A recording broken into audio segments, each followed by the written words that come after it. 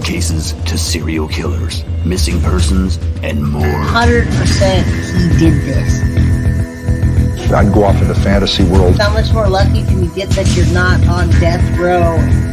You want to know what we know. My name is Jay. This is Guilty of Crime.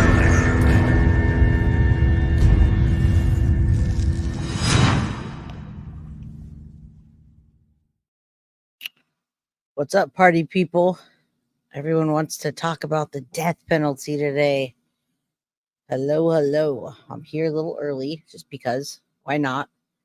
Right? So if you're rolling in, if you're here early or you roll in late, you're going to hear it umpteenth more times.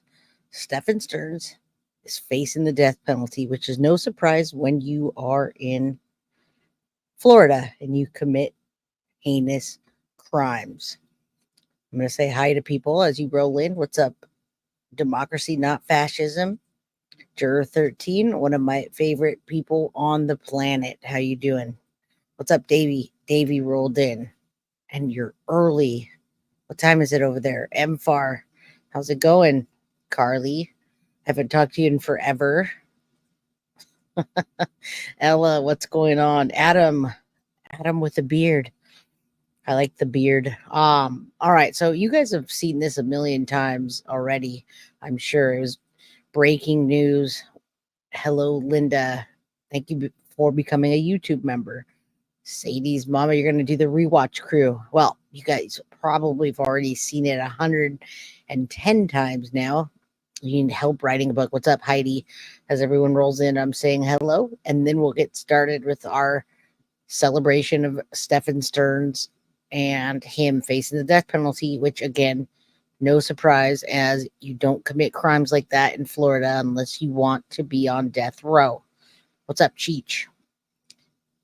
And Athena, thank you for rolling in. And actually, now that you rolled in, you reminded me of that clip that I wanted to pull up that you sent over to me. So if I could find that, I sent it to myself, and I don't even know if it went through. Oh, there it goes. Is that it? Yes. Thank you for reminding me. I probably want to come out at the beginning with this so I don't forget. All right. He was on surveillance, moving her body from the front seat to the trunk of the Holiday Inn. What in the hell? Yeah, you guys, there's so many things. What's up, Profe Ferrer? Howdy. All right. Well, he should be facing the death penalty, and now you know he is. But what about Jenn Soto? So we're going to talk about both of them today because there's so much to talk about. Thanks for becoming a new member, Lynette. As everyone rolls in, do we know how many people are on death row? We do not, but I think Ted Bundy wrote his own death sentence when he did a killing spree and then went to Florida. He was in Colorado. He was everywhere else, but then he went to Florida. All right. I haven't watched this. I was waiting for you. I love your channel. Sweetie Brooke a hire. Thank you. I appreciate that. I changed my episode today. Courtney Barnett, I changed it to reflect on that. I have another episode coming up I think it's way cooler, but this is pretty cool. This is like a celebration time because, well, we'd actually like to live in this life when he goes on death row and we're able to celebrate like Bundy Fry. Who remembers that? Stacy Pruitt, you probably remember the Bundy Fry. Everybody was outside. The news channels were there, and Ted Bundy went to death. He went on death row and they pulled the lever. Supposedly it was a female. All right, let's get going. We have 288 men and 3 women on death row in Florida right now. Yeah, you write your own sentence. And Malibu Surfer, thank you. I do remember the Bundy. Greatest sign ever. All right, now let's get into it. And we're going to talk about Stephan Sterns. I'm going to show you every possible clip I have so you can all celebrate with me.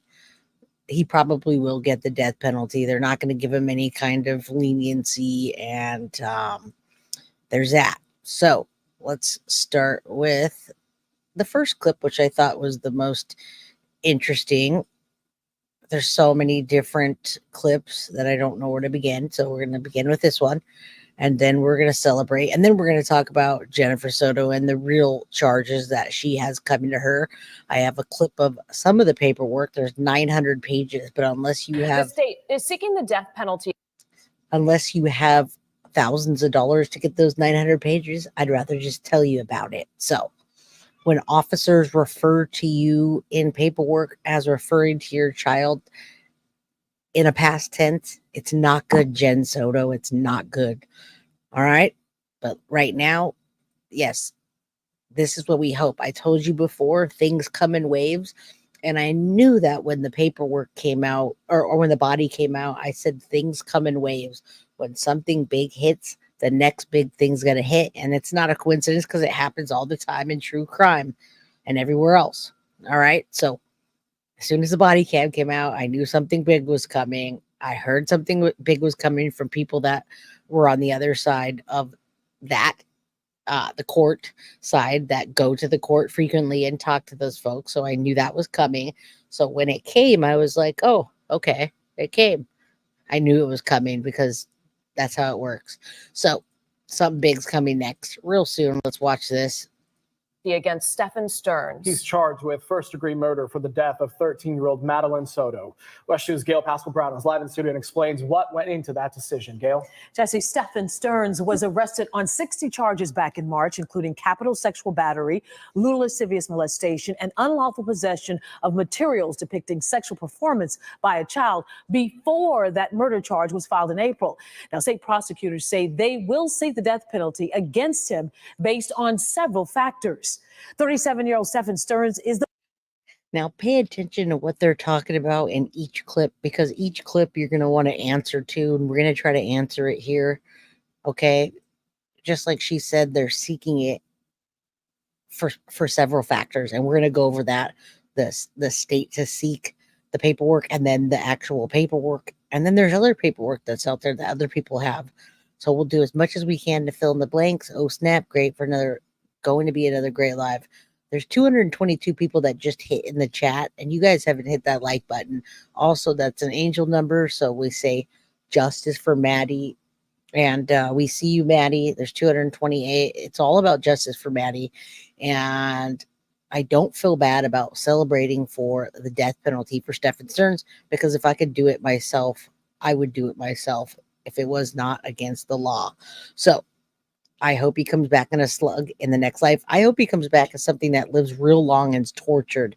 But I hear what you're saying. All right, let's go. Pay attention, and we'll fill in the blanks. The boyfriend of Madeline's mother, Jennifer Soto. Madeline was first reported missing on February 26th.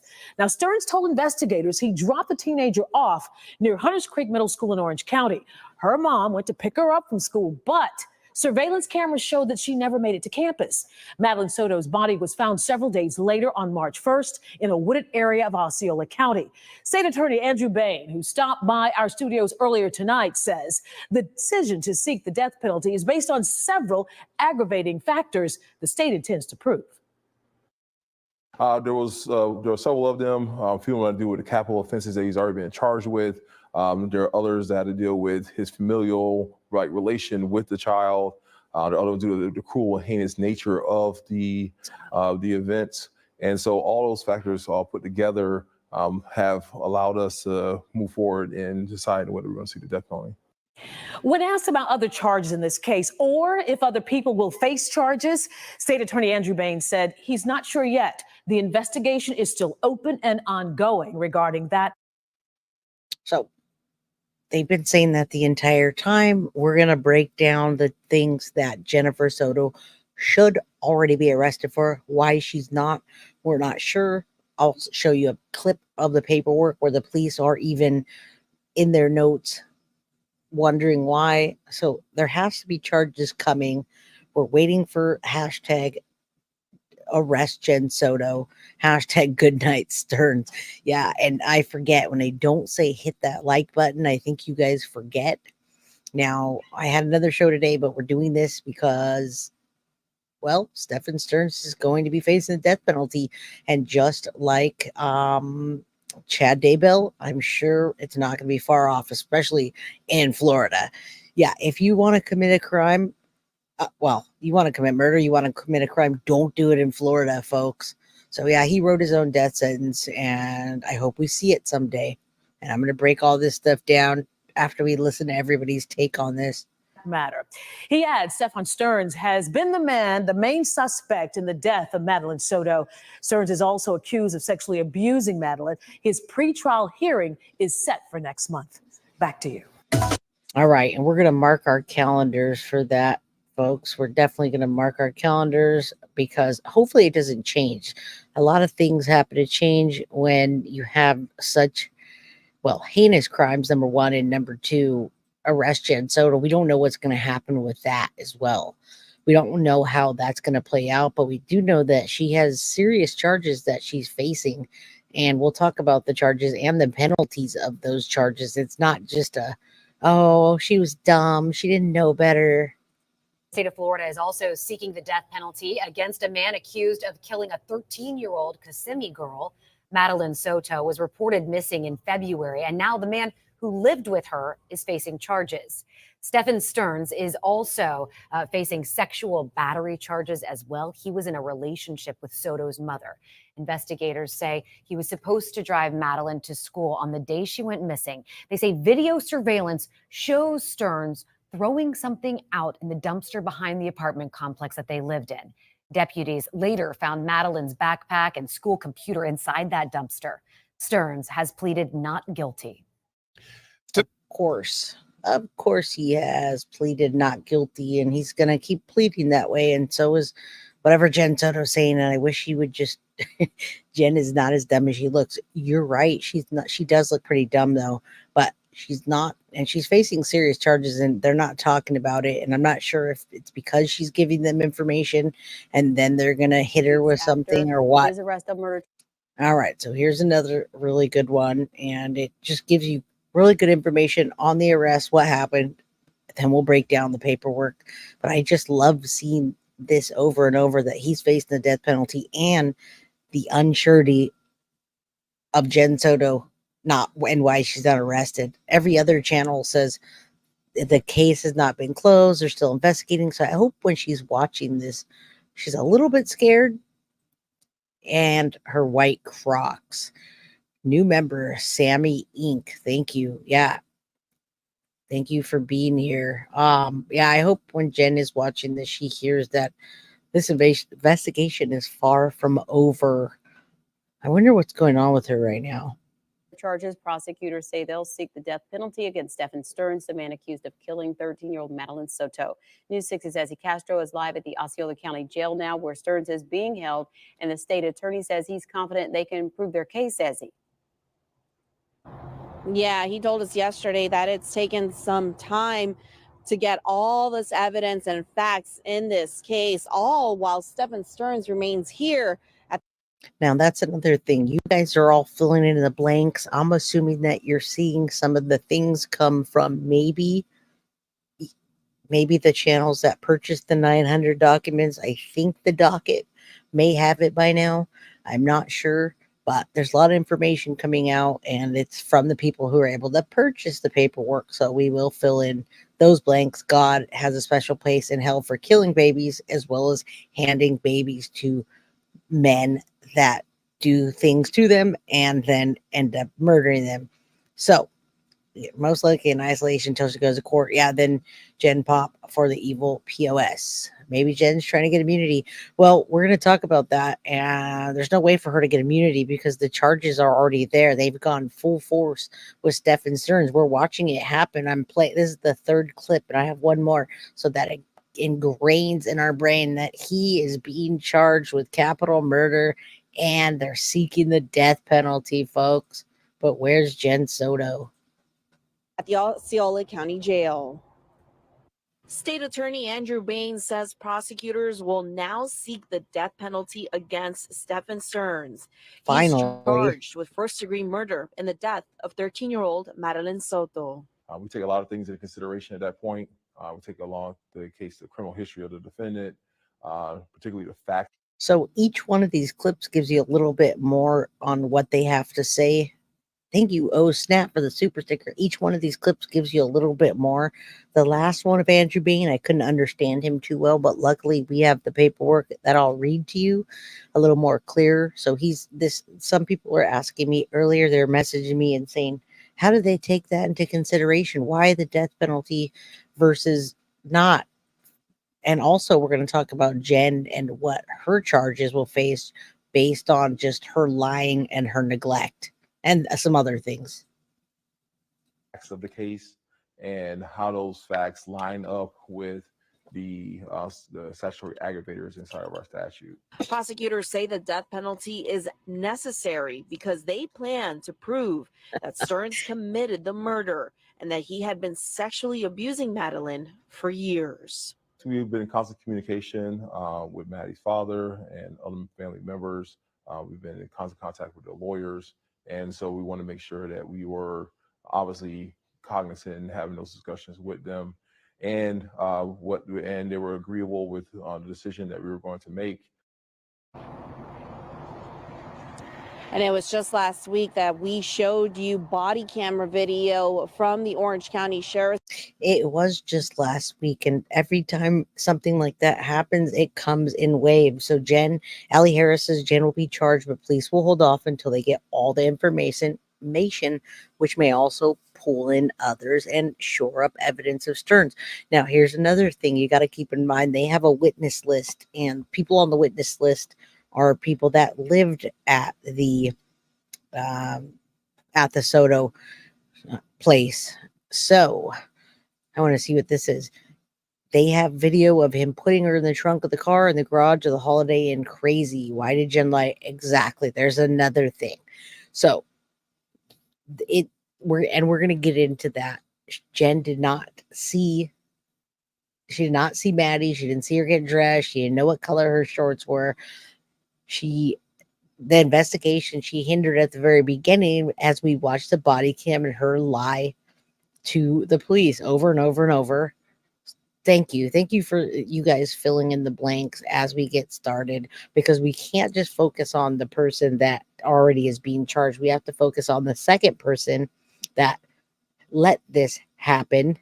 And yeah, there's no chance. Let this happen and continued to lie for him and console the devil himself. No chance for immunity. Thank you, James Goldsmith. There is no chance for immunity on that. She might get a way lesser charge, but there's no chance on immunity. And Sterns obviously directed the narrative from the time she came in from work. She did tell the police that she didn't see her that morning, but she didn't tell the police that on the body cam because she's told her what she was wearing and that she saw her in one of the statements. So maybe in the paperwork you see that, but she made many statements. Always miss beginning of the live. What did I miss? You didn't miss anything, because I have one more clip, and it's saying is Stephan Sterns state to seek the death penalty for the man charged with murdering 13-year-old Madeline Soto. This episode is not getting monetized, folks, because we're not dumbing this down for anybody. You know why? Because it's a harsh case. Office, which shows Sterns and Madeline's mother talking to a deputy the night that Madeline was reported missing. And in that video, Sterns claims that he had dropped off Madeline near her school, but investigators say that never happened. Live outside the Osceola County. That did never happen, and I'm wondering where all the new information. I've missed some of the paperwork. I know there's video coming and so forth that I haven't been able to see. I also can't watch every single show. I wish I could. I wish I could sit there and watch the docket all day and then come back and report everything. Unfortunately, I can't, folks, but I have one more clip, so whoever rolled in late didn't miss anything. That way you didn't miss any of the paperwork or anything like that. And it's weird because now when I'm playing something at a normal speed, it sounds way too slow for me. I'm like, are you guys going to get to the point here? All right. Jojo, thank you again. Welcome to being a mod. Justice for Maddie. And we're at 398 people. We have paperwork. We have theories. We have more than theories because we have information that's 110% valid that we've all seen happen, and now we're watching it as it unfolds. Justice for Maddie. Let's get this content out there so that we can get more. I just talked to the roommate today. She's had a infection in her chest, so her voice is terrible. Otherwise, she would be on here talking. So that just means you guys get to wait until next week to hear from Jenn's old roommate. And she has a lot to say as soon as she gets her voice back. All right. Whoever just rolled in, we have 400 people in here. This is us starting the show. We got an update today from prosecutors in the Maddie Soto death investigation. The state filed new documents saying it will seek the death penalty for her accused killer, Stephan Sterns. Maddie was reported missing on February 26th, and her body was found days later in woods in Osceola County. Sterns was arrested after her disappearance for sex crimes. He was indicted on murder charges in April. The state says it made its decision based on several aggravating factors in the case. The trial, as of now, is set to start in August. All right, folks. So you guys you're hearing. I'm going to show you one other thing, and then I guess we're gonna do paperwork for a little while so you can understand the aggravating factors and what happens with those, what happens and why they make those decisions. Thank you, Jojo, for gifting the membership. We have 421 people. Hit that like button. I'm going to show you a clip from the paper, and this is bigger than hindering police investigation that's causing this guy to get the death penalty. This is more than handing your daughter over to the devil and letting him do what he wants, and then her being murdered on her 13th birthday after letting her be assaulted from 8 years old until then. This is a lot more than that, and there's got to be more in that paperwork that we're about to see, that's about to come out, and there's got to be an arrest coming soon.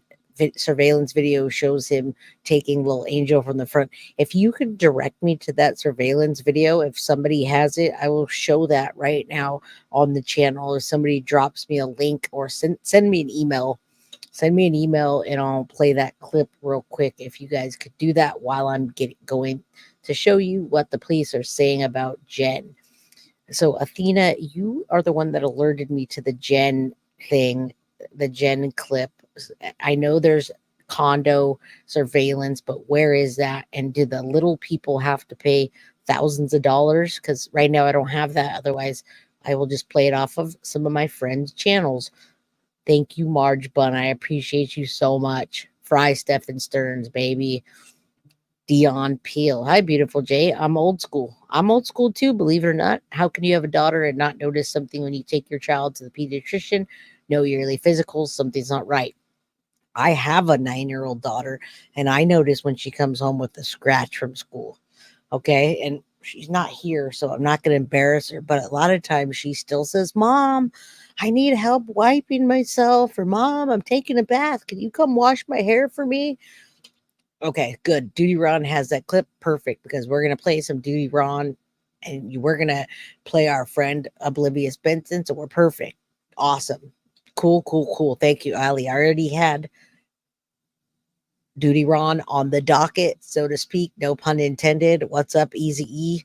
We got docket. His name's Eric, but I call him E. He calls me Jaybird.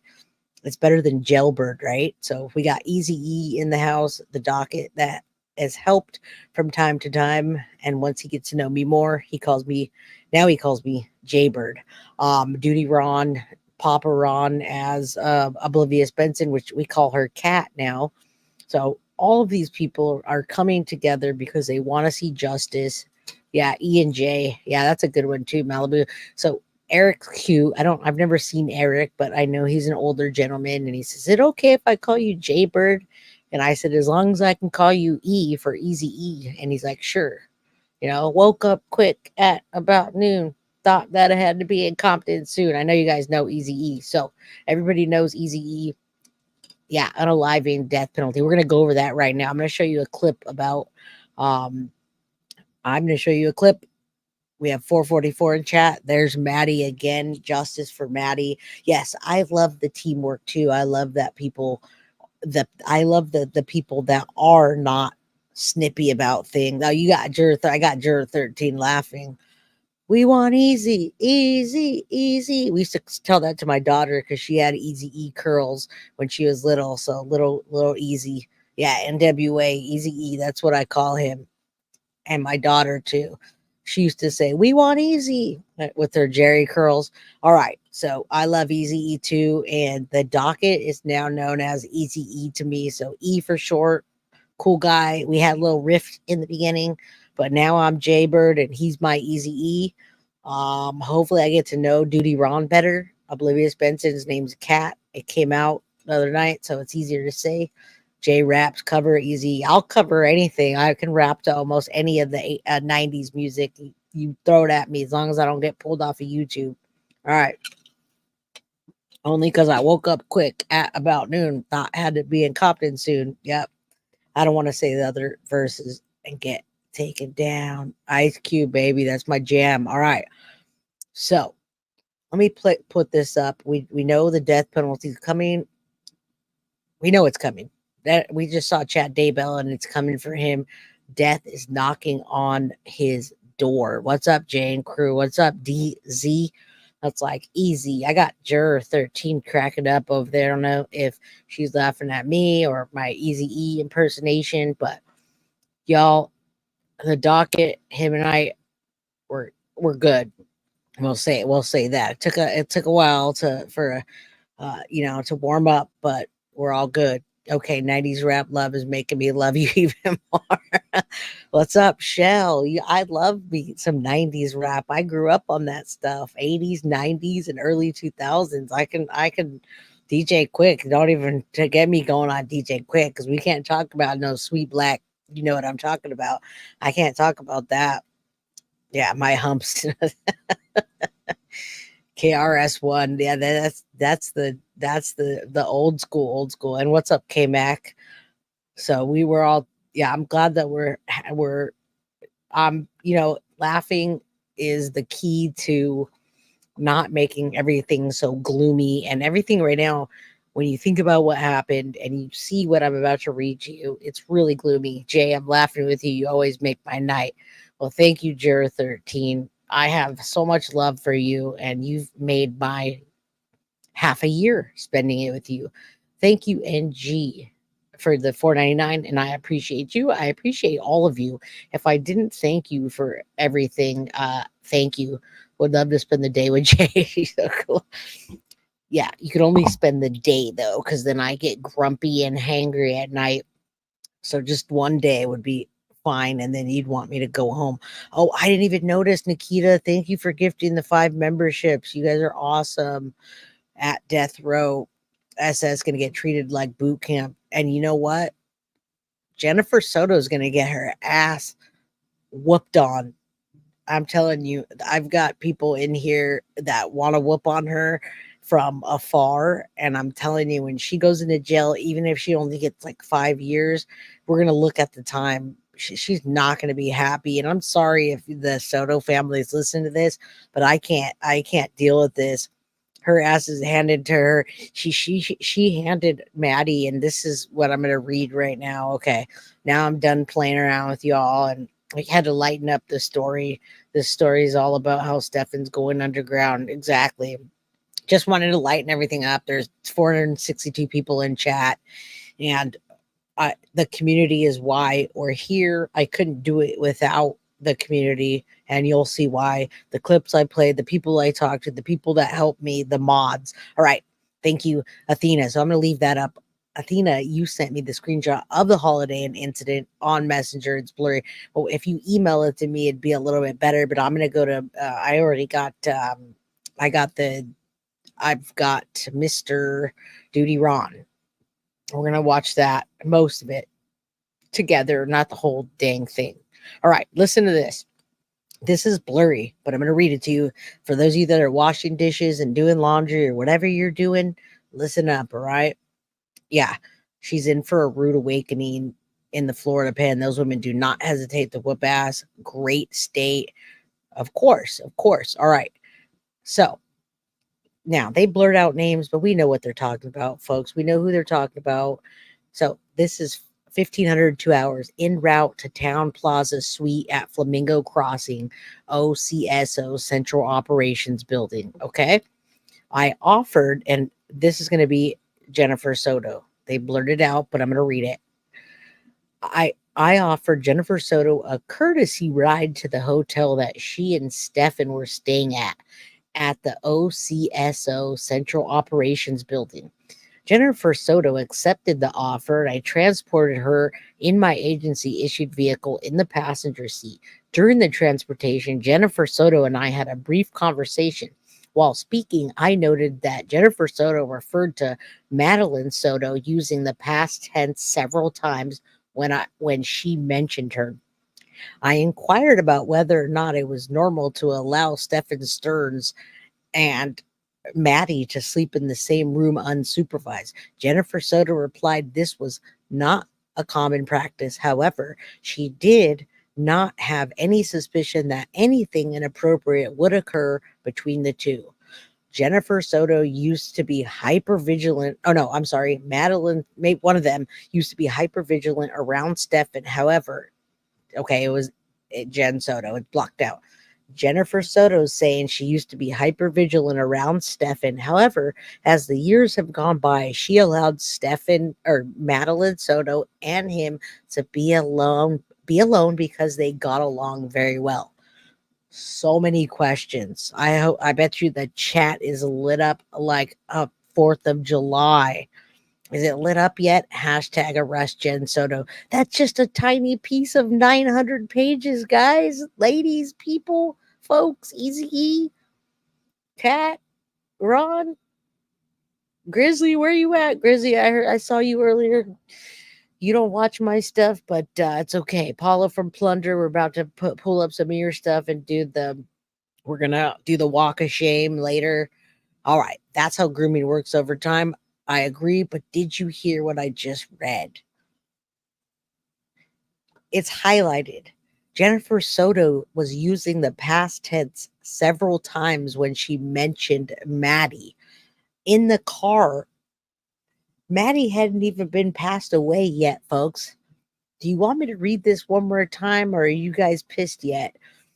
Arrest Jenn Soto. Love Plunder. I love Paula from Plunder too. She's awesome. This is a great community. Yeah, this is unbelievable. Yeah, Jax, I'm just gonna leave it at that. Jen, but you can't go to jail for lying, but you can for having you can for obstructing justice, hindering a case, them not being able to find Maddie and telling that same story that she's been telling. Show some love, smash the like. Thank you. Obviously, he had access.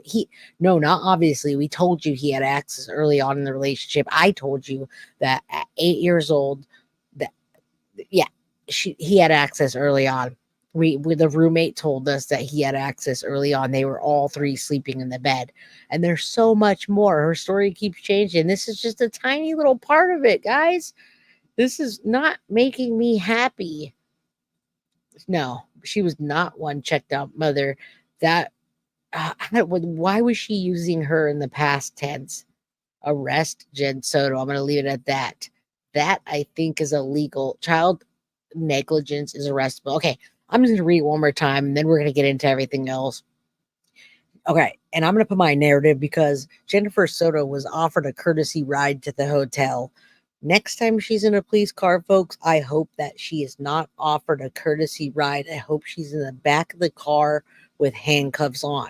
Now, another question. What were her and Stephan Sterns doing at a hotel with Maddie when they had a whole house, by the way? Why? Why were they in a hotel? Why did they have a hotel? What were they doing in a hotel with Maddie? She had a whole house. And by the way, I just heard through, and we'll hear it on the channel, the room that Maddie was being assaulted in was Grandpa Juan's room.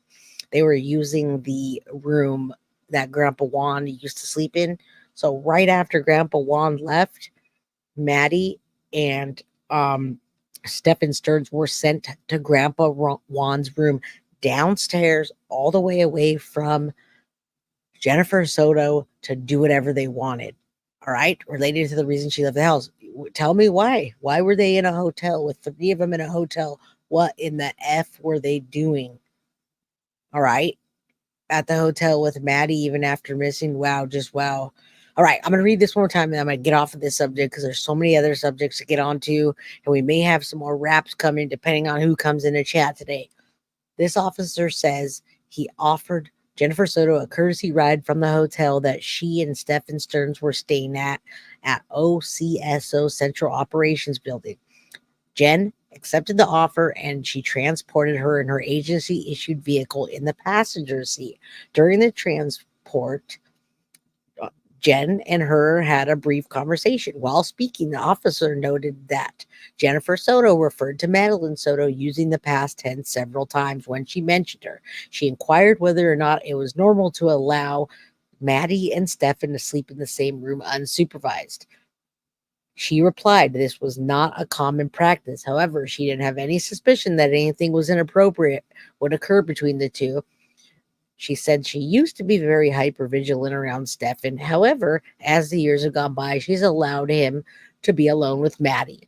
As a matter of fact, she sends him downstairs into Papa Juan's room into a king-size bed and lets him do whatever he wants. That's not what it said. I added that, but it's just making me mad. All right, maybe staying at the hotel while the PO checking the house. All right. Well, they have footage of it, folks. All right, I'm going to pull this down because it's just pissing me off. We're going to get so much more into Jennifer Soto. That doesn't matter right now. But what matters is I want to show you the paperwork. I just want to show you the press release first, and then I'll show you the notice of intent, which I believe is not the same. I want to make sure it's not the same, so I'm not reading the same. Oh, no, I'm going to read you both. I'm going to do paperwork time real quick while y'all. So Maddie's safe space was her papa became the torture chamber. You could say that because she loved Papa Juan. And when he was there, none of that occurred picture-wise. We don't see any pictures of that. And when CM lived there, there was also no pictures. All right? No pictures until Papa left. And then they used his room for those terrible things. If I'm talking loud, I'm sorry, folks. This makes me angry. This is still my loud voice. Like the like button. Yeah, don't like the like button too many times because if you like the like button too many times, it's going to unlike, folks. All right. In big cities, there are also guys looking for favors. His overweight, stank ass piece of shit. My heart breaks for Maddie. All right. I'm going to throw this paperwork up. State to seek the death penalty just so you can see what it's all about and see paper time with Jay. All right. Or don't want to refer to myself in the third person. That's weird. So we'll just say guilty of crime. How about that? Hello, Jay and everyone, Yvette. It's strange to me letting your boyfriend have unlimited alone time and weird. Did anyone think it's strange to refer to your daughter in the past tense? Lie to the police, tell them you saw your daughter getting ready that morning, even describe her, what she was wearing, and so many other things. I need a gifted membership. Yes, you do. If I can give some memberships tonight, I will. Okay. All right. Let me read this to you. I can't gift memberships while I'm reading. What you can do, Nina, is you can hit that like button because the more you comment and the more you like, the better chance you have of winning. I promise. Probably the LE is taking long because of footage in the parking garage. All right. You guys are going to be lit up tonight with me. All right. Let me read. It's reading time with Guilty of Crime. How about that? Andrew Bain. Gotta love that guy. We're going to be getting to know him very well. That was a gentleman we just saw. Press release. I'll make it bigger so you could not have to see my ugly face all the time. And you can read this in case you want to. Yeah, wow. All right. Woke up quick at about noon. Thought that I had to be in Compton soon. I got that in my head now. All right. It's a lot better than this. Okay. So this is June 10th. This was yesterday. This was in breaking news. Everybody was like, yeah. We gotta get this going. Yeah, I could use a membership. Y'all could use a membership. Just keep commenting and let's get some more songs in my head so we can not sing that same one because I got more. All right, but this doesn't lighten the mood. Orlando, Florida, June 10th. Everyone was hitting me up and every other state to seek death penalty against Stephan Sterns. Osceola County, Florida, the 9th Judicial Circuit State Attorney's Office has filed a notice of intent to seek the death penalty in the first-degree murder case against Stephan Sterns for the murder of 13-year-old Madeline Soto. Madeline Soto was reported missing on February 26 by her mother. During the investigation into Soto's disappearance, law enforcement found several disturbing pictures and videos on Sterns' phone. He was arrested on 60 charges, including capital SA battery. I don't want anybody to. This is already not going to be monetized. I just don't want to give anybody trauma that has that kind of like SA trauma, things like that. Lewd or lascivious, and we'll just call it what we do, acts, and unlawful possession of materials depicting SA performance by a child. Soto's body was found in a wooded area less than a week after she was reported missing. In April, a grand jury indicted Sterns on first-degree murder in her homicide. All right, here's a question everybody's been asking, and then we'll see the actual notice of intent specifically to Stephan Sterns. Why are they seeking it?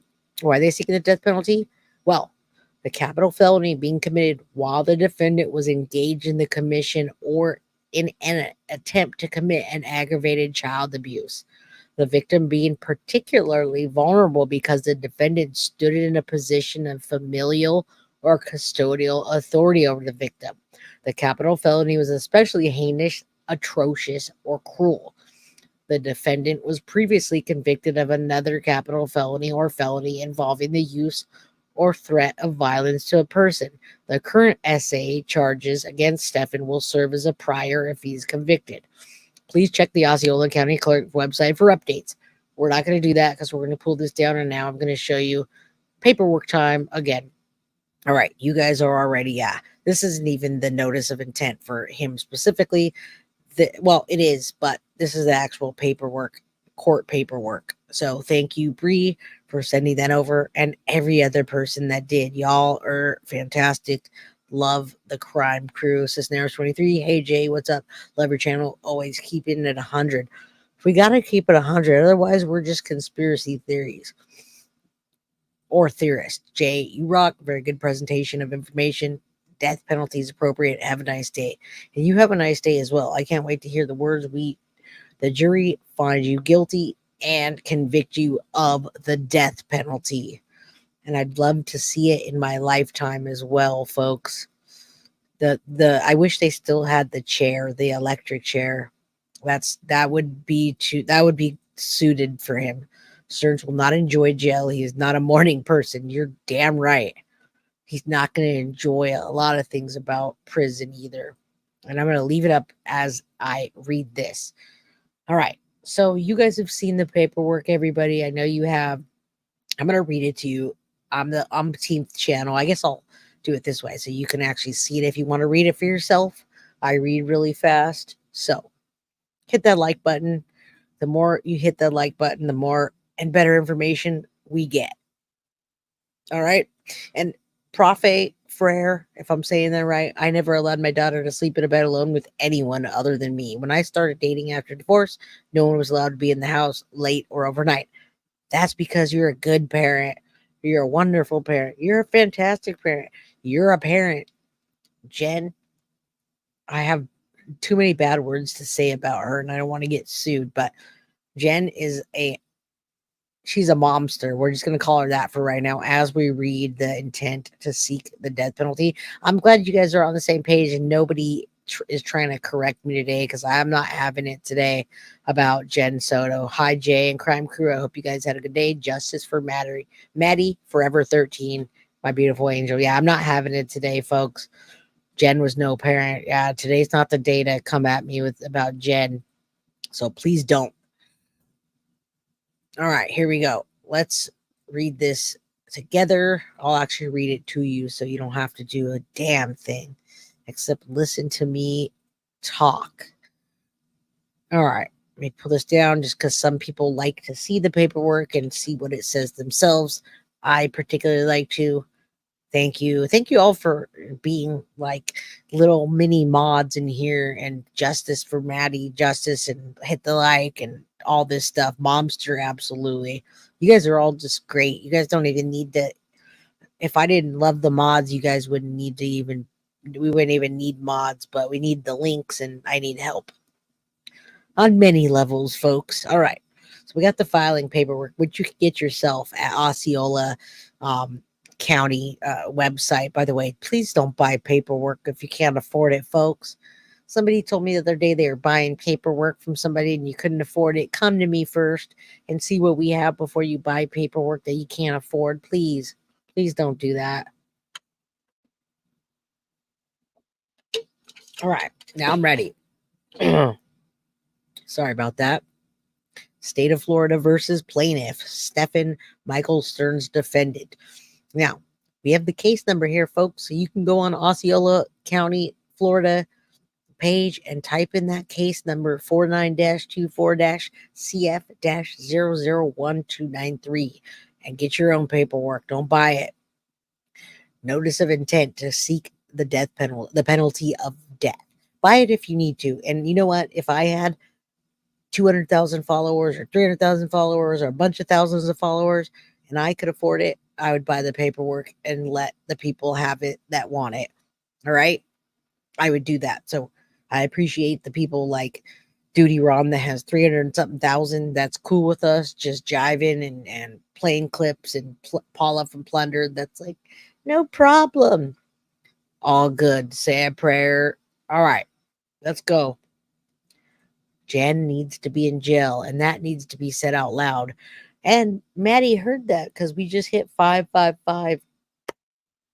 Angel numbers, babies. Make a wish, say a prayer, whatever you do, do it. Now we have 560 in chat. See how quick that went up? Yeah, I heard the bring Sparky back. I heard the hashtag bring Sparky back. We're going to listen to that all. Stephan Sterns is what is coming. All the big B-boys in prison. Yeah, we're going to say that because I don't want to piss anyone off. Dion Peel. I wouldn't believe anything Jen said, even if her tongue came notarized. And Dion, she's lied so many times. You're absolutely right. I don't think there's anything that we could do at this point to get the story straight. So why hasn't she been arrested? I'm very pissed off. I want to send Docket some money for the Soto cams, but I didn't recognize or come up with his name. Could you confirm the email? The Docket does have that information. Docket is Easy E. I can confirm that, but email me. Just email me. CBC, if you don't have a channel, you shouldn't be paying for body cam stuff. Now, if you're going in on it with the Docket, I know the Docket will go in with people on the footage, but you're going to see some of it now. So I think you were the one that messaged me and said you didn't have the money to do that. So yes, the Docket is Eric, better known as Easy E. I like that name better. And I can confirm his Cash App if you email me, because we have Cash Apped Easy E before for some of the paperwork. So maybe I need to talk to him after this and see what he actually does have. But I'd say save your money if you don't have it and just let us get the information out to you. All right.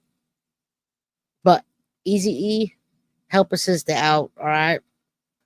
Help a sister out. 555 again. All right. Let me read this so I can move on because there's so much to do tonight.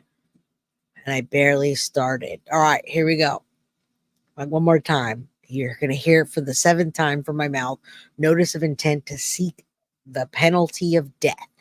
The state of Florida hereby notices the defendant and the court that based upon the information available at this time as to the facts of this offense and the defendant's prior record, sufficient aggravating circumstances do exist to justify the imposition of the death penalty as this defendant in the case. Therefore, the state will be requesting the imposition of the death penalty should the defendant be convicted in this case. Pursuant to Florida statute 782.04, the state intends to prove and has reason to believe it can prove beyond a reasonable doubt the following aggravating circumstances. All right. Now, these are the aggravating circumstances as to why he's being hopefully being put to death, but going to trial and it being handled as a death penalty case. Thank you, Gothic Bree. We were at 2.9, 12.9. Now we're at 13.1. Congratulations to the crime crew for hitting over 13,000. Now we need 20,000. All right. I didn't mean to interrupt, but I needed a break. Sorry about that. All right. I wanted to just tell you these are the things as to why it changed to the death penalty. And I gave you a broken down, but this is specifically with Stephan Sterns' name, legal jargon, right? And aggravating circumstances where Stephan Sterns, the defendant, was previously convicted of another capital felony or a felony involving the use of threat or violence on a person, and they give you the Florida statute. So if you're that person, 921.141, you know, if you know, you know, the capital felony was committed while the defendant was engaged in commission or attempt to commit aggravated child abuse. So how do they know that? 921.141. Number 3, the capital felony was especially heinous, atrocious, or cruel. Man, I want to back up on that. How do they know that? All right. Number 4, the victim of the capital felony was particularly vulnerable due to the advanced age or disability, or because the defendant stood in a position of familial or custodial authority over the victim.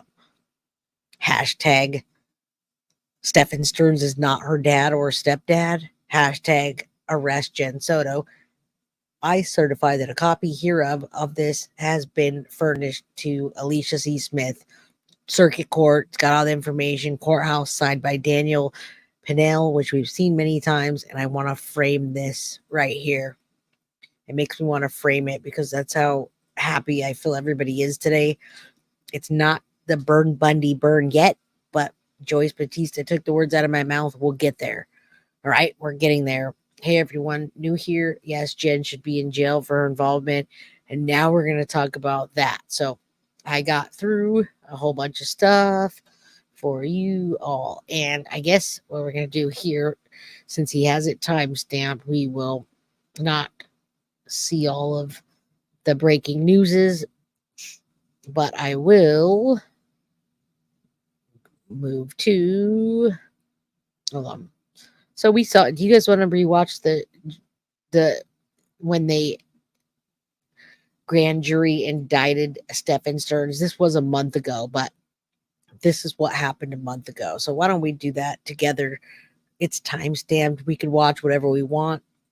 I don't expect this the first time he has done this. Does he have a record? Jay? No, he does not have a record, but he's been doing it for years, and this is the first time he got caught. But imagine how many years it's been.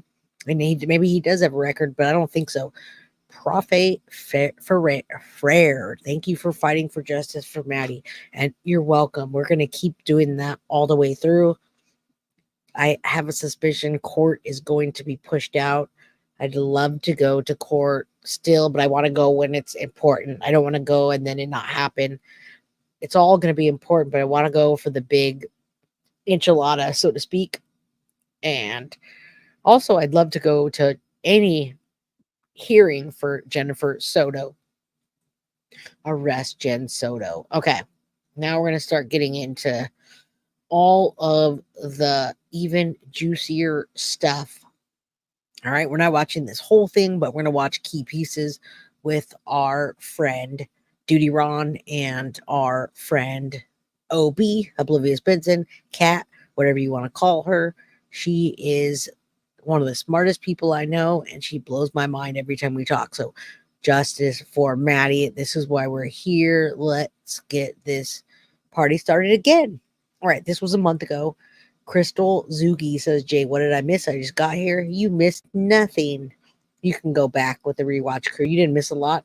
Well, all you missed is that Stephan Sterns is being charged with capital murder, and we're seeking the death penalty. All right, so this was from a month ago. If Duty Ron thinks that this is important, I think you should hear this again. I think that the language is interesting the whole time throughout, and this investigation's not over, which means everything comes in waves, folks. I'm telling you. Please mark my words when I say that. Everything comes in waves. All right? It comes in waves, and when it does, the next wave hits. We just got the body cam footage, and I told you again that something was going to happen. I like the spill the beans one. I told you something was coming, and it came. Body cam footage doesn't roll out like that, and then the death penalty rolls onto the table and then something else is coming. Okay, so, and please don't contact a family member. Of course not. Who would say that? I did an episode just the other day that says all family members are that they're grieving. Leave them alone. I don't know who said that, but thank you for trying to remember. CBC, you say, have you called Stephan Sterns folks? I'm thinking they would love to give their side. Their lives just imploded. I feel like their lives imploded a long time ago, but I don't even want to give a voice to Stephan Sterns. Thank you for being a moderator there. Yeah, let's not do that. Let's not. We want to let the families grieve. As we do, let's watch this and listen carefully what they say. Today, the Kissimmee Police Chief and myself are here to provide an update on the death investigation on 13-year-old Madeline Soto, who was reported missing back on February 26th of this year and discovered dead 4 days later. I know the community and the media have been anxious for us to give an update on this case, and this is an opportunity for us to do that. For the last 7 weeks, 7.5 weeks actually, the Kissimmee Police Department and my office have been working closely to go over every piece of evidence that we could gather in this case. It was a voluminous and a lot of evidence to get through during that time, but we were successful in getting through it and making sure that we were able to provide the best case we could.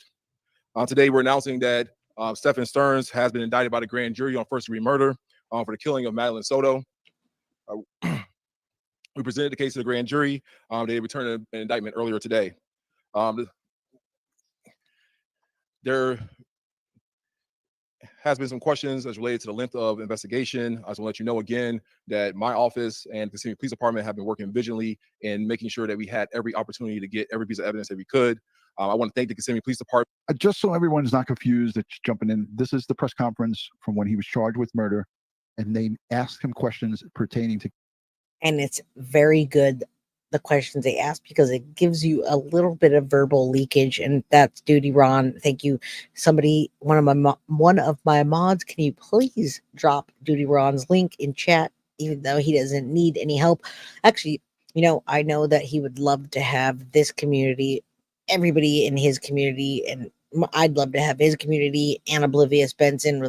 We'd all love to just be a big family. So please drop Duty Ron his link in chat for letting us share his information, as well as Kat, who's Oblivious Benson. She's going to come on here in a little bit, and she blows my mind every time I listen to that woman talk. Even when we're just talking we're texting each other, it's like mind blown. So this was from a month ago, but verbal leakage is real. Capital murder. Will he be charged with the death penalty? The reason I'm playing this is this brings it full circle from April 24th, when this aired, to today. So we're going to bring it full circle, friends. So just listen to this, and it will all make sense to you.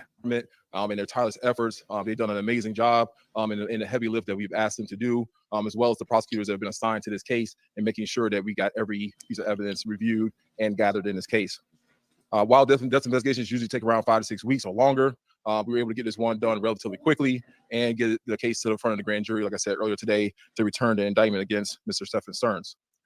The death penalty in this case, we have not decided what decision we're going to make in that case. We're going to continue those discussions going forward, and we'll let you know again when we make that decision as to whether we're going to seek the death penalty in this case.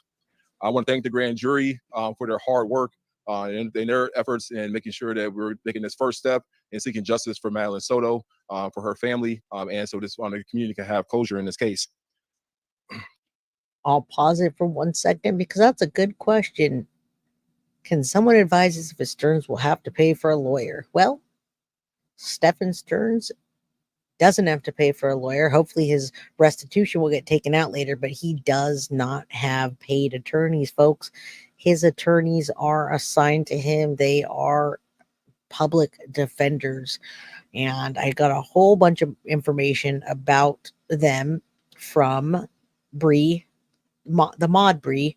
And we could try to fit that in later, but he has public defenders. Right now, it doesn't really matter what or who they are just yet, but he's definitely not paying for anything, Big deal during PSI. Had a best friend who was never the same. Being a DUI. Oh yeah, you guys got chat going on. Are you guys bored of this? Okay, there's verbal leakage in this. That's why I wanted to play it. But if we can go on to the next thing, if we're lawyer may have told her to lay low. Oh, I'm sure her lawyer told her to lay low, and she's probably scared. You say it every time. What do I say every time I'm on? All right, verbal leakage. The defendant will appear at initial appearances, I believe probably the next day or two. Then the case will proceed down its normal path, and we'll try to keep you abreast of how the case is moving, as well as you probably ask us questions to make sure that we are providing that proper information to keep you abreast of how the case is going down in the normal path of the criminal justice system. I'd like now to introduce Chief of Police Betty Hollis. Wait, folks, she has a lot of verbal leakage, so please listen up here. Vinnie Paulton knows that they don't need Jenn for the trial. No, but everybody knows, even laymen's know. And Vinnie Paulton was a prosecutor. They don't need anybody to convict Stephan Sterns except Stephan Sterns to be alive to convict Stephan Sterns. As long as he doesn't take his own life or somebody take his life for him, he will be convicted. Death penalty, probably. If you sign your death warrant when you go to Florida and you commit crimes like that. So I'm surprised the parents haven't got him a lawyer. Well, his parents don't have money like that. It costs hundreds of thousands of dollars for a case like this and a lawyer, the lawyer he would need. Imagine the poor lawyer who got him. But we can talk about that. It's a female lawyer as well. So she's the lead defense. And this is cool. Thank you. I didn't have to look it up. Yvette Connolly. Allie Harris, a criminal defense attorney, takes any case and defends the lowest of low, all about money. Thank you, Yvette. I appreciate you. I heard some, well, it's not really gossip, but yeah, you're right. I heard something about her earlier and I said, what did that have to do with the case? But it does. You know me, I just like to stick to what's happening with the case. But yeah, I'll just leave it at that. Let's listen to the verbal leakage here. And for her to provide comment. Thank you for being here, everybody. I appreciate you. You could be anywhere else, but you're here with me. Thank you, Senator Mr. Bain. Good afternoon, everyone. I want to thank the investigators and the other agencies that assisted us in uncovering the evidence to move forward with this case. We know this case has gained significant public attention because Madeline had just celebrated her 13th birthday and was just a child. The evidence shows an individual that was entrusted to keep Madeline safe made calculated moves to dispose Madeline's belongings and place her body in a wooded area before she was ever reported missing. For the 4 days following her disappearance, the entire community was actively looking to find Madeline safe and alive. Tragically, on March 1st, Madeline's remains were found. Our detectives have worked tirelessly to piece together the events leading up to Madeline's disappearance and death. With the collaboration of the state's attorney's office, we prepared the case for the grand jury that was heard today. The grand jury determined that our department secured enough evidence to obtain a first-degree murder indictment. We appreciate each grand jury member for their careful consideration. We want to thank the diligent work of the state's attorney's office, the medical examiner's office, and our other law enforcement partners who assisted with this investigation. Your expertise and Sure, we can go to the new documents, folks. All right. This is all the new stuff. It only was a couple more minutes. But you ask and you shall receive. All right. So for the people that missed this, we'll play this for a second. We're getting to the new stuff, Michelina Kibble, and you are a crime crew member, and I appreciate it. Those docs have me speechless. All right, we're getting to it. We're getting to it. That's okay. I'm impatient too. Don't worry. All right, we saw the breaking news, but did we watch this one? Because there's 27 different versions. Live in the studio. And Sabrina, you read over that filing from prosecutors, and they provided a number of reasons for this decision. And Darlene, prosecutors said a whole bunch of factors are contributing to this decision. For starters, they say the crime was committed while Sterns was engaged in aggravated child. Okay, so this is one of the ones we didn't see. And hello, Pearl Lopez, aka my mom. My mom says they're both just as guilty. She handed her little girl to him. Thank you, Mom, for paying attention to that. That means you've been watching my shows. Thank you, thank you, thank you. We both agree. And I love you so very much for not handing me over to anybody and keeping me safe my entire life. So I love you, Mom. Shout out to you. Let's keep going. This is all new information from here on forward, folks. Except we've seen Jennifer and Stephan and her consoling him. So Let's puke again one more time while we watch it. Everything else is new information for the people that don't have patience like myself. I still love you all. Abuse. Prosecutors also say the victim was especially vulnerable because Sterns had a family-like relationship with Maddie Soto, and they say that the crime was especially heinous and cruel. According to investigators, Sterns was living with Maddie and her mother at the time, and you might recall Sterns is also facing 60 charges relating to disturbing photos found on his phone. That includes capital sex battery. Prosecutors said today if Sterns is convicted of those sex charges, that's another reason why they will argue for the death penalty. Now, when Channel 9 sat down with Sterns in the days after Maddie's disappearance, he told our crews that he had dropped Maddie off near a church. Soto's body was instead found in the woods less than a week. I'm going to tell you this. Because we're not hearing anything from law enforcement as it pertains to Jennifer Soto. And again, thank you. This is where we're going to start getting into Jenn Soto. And I can't get Papa Ron out of my head. Cat, damn you. Duty Ron, she calls him Papa Ron, and now it's staying in my head. So I can't get this out of my head. We're going to start. I'm so glad that we're starting this conversation about Jenn right now. And I'm glad that Duty Ron, a former New York police homicide detective, no nonsense guy, is on the same page as us. And Wolfpack, Florida, handing out PD charges like parking tickets lately. And it's good to see you, Wolfpack. Can you tell Petty Mason to get over here already, please? I've been trying to get in contact with her, but I don't know how. Jay, your mom's name says it all. She is a gem. And we look alike, too. If you notice her picture and you notice mine, we definitely look alike. It runs in the family. Hello, Jay's mom. All right, let's go. We're talking about Jenn Soto now, and this is new information. Well, it's newer information, but it's all what we all think. It's what we're all thinking. It does not mean that Maddie Soto's mom will not be charged. Law enforcement, when they get quiet and they don't say anything, that's when work is going on behind the scenes. And trust me, I know this. And I have to tell you that there is a very strong possibility. People are asking me in the chat, what do you think, Duty Ron? Do you think that Jennifer Soto will be charged? My answer to that is yes. I'm not privy to all the behind the scenes case investigating. Only the investigators know that. But I would have to tell you this, there is on face value of what we know enough to come up with some charges that probably won't land her substantial jail time. Okay, and I have to stop it at that because that's exactly what I said. It's not going to be substantial jail time, but we're going to talk about what it is going to be and what the charges are in Florida and what it's going to land, the amount that it's going to land her. I do not believe she's going to be charged for murder. If she is an accessory at all, it's going to be like the lowest, but we're also going to talk about that. And it doesn't matter because her life is going to be ruined just like Casey Anthony. Okay, so we got to be real here. We got to be real on what she's going to be charged for. And Davey, it could be an accessory. We're going to talk about that. That's why Oblivious Benson's going to come on, because she knows what she's talking about and she's done her homework and then homework for all of us. Appreciate your calm, no drama content. Unlike one particular loudmouth channel, I appreciate your style and professionalism. Thank you, Emily53. I appreciate you. Now, I aligned with Duty Ron. I aligned with Vinnie Politan. I aligned with all of their views. Oblivious Benson knows her stuff, and that's what she's going to talk about soon. We're focused on you, Jennifer Soto. We're focused on you. And I know you're watching this or your family's watching this, and it's going to get back to you. Because I already know, because somebody through the grapevines told me. But if they're working the proper way and they're working this case the proper way and everything aligns, then we could be seeing something where she sees some substantial jail time.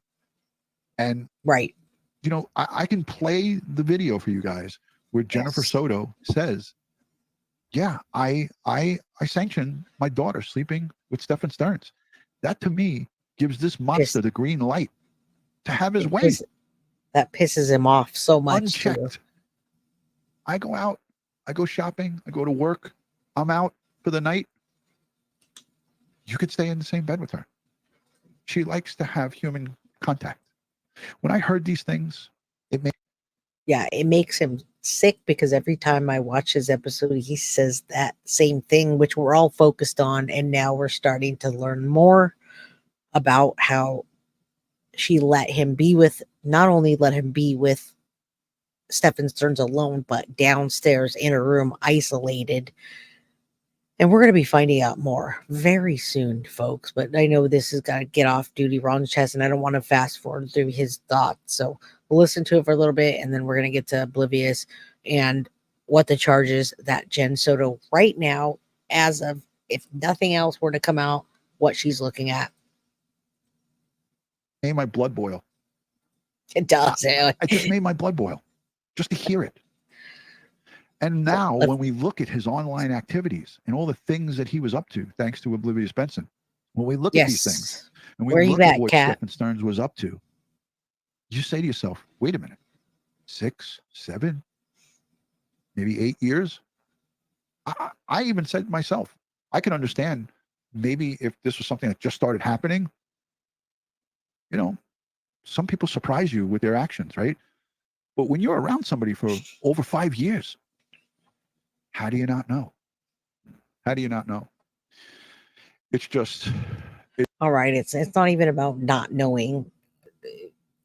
It's not even about not knowing. It's she knew it. I believe she knew, and she kept Stephan Sterns coming back. Ignorance doesn't mean innocence, but I do not think she was ignorant because she lied so many times to the police about different scenarios, different times, and different officers and different interviews.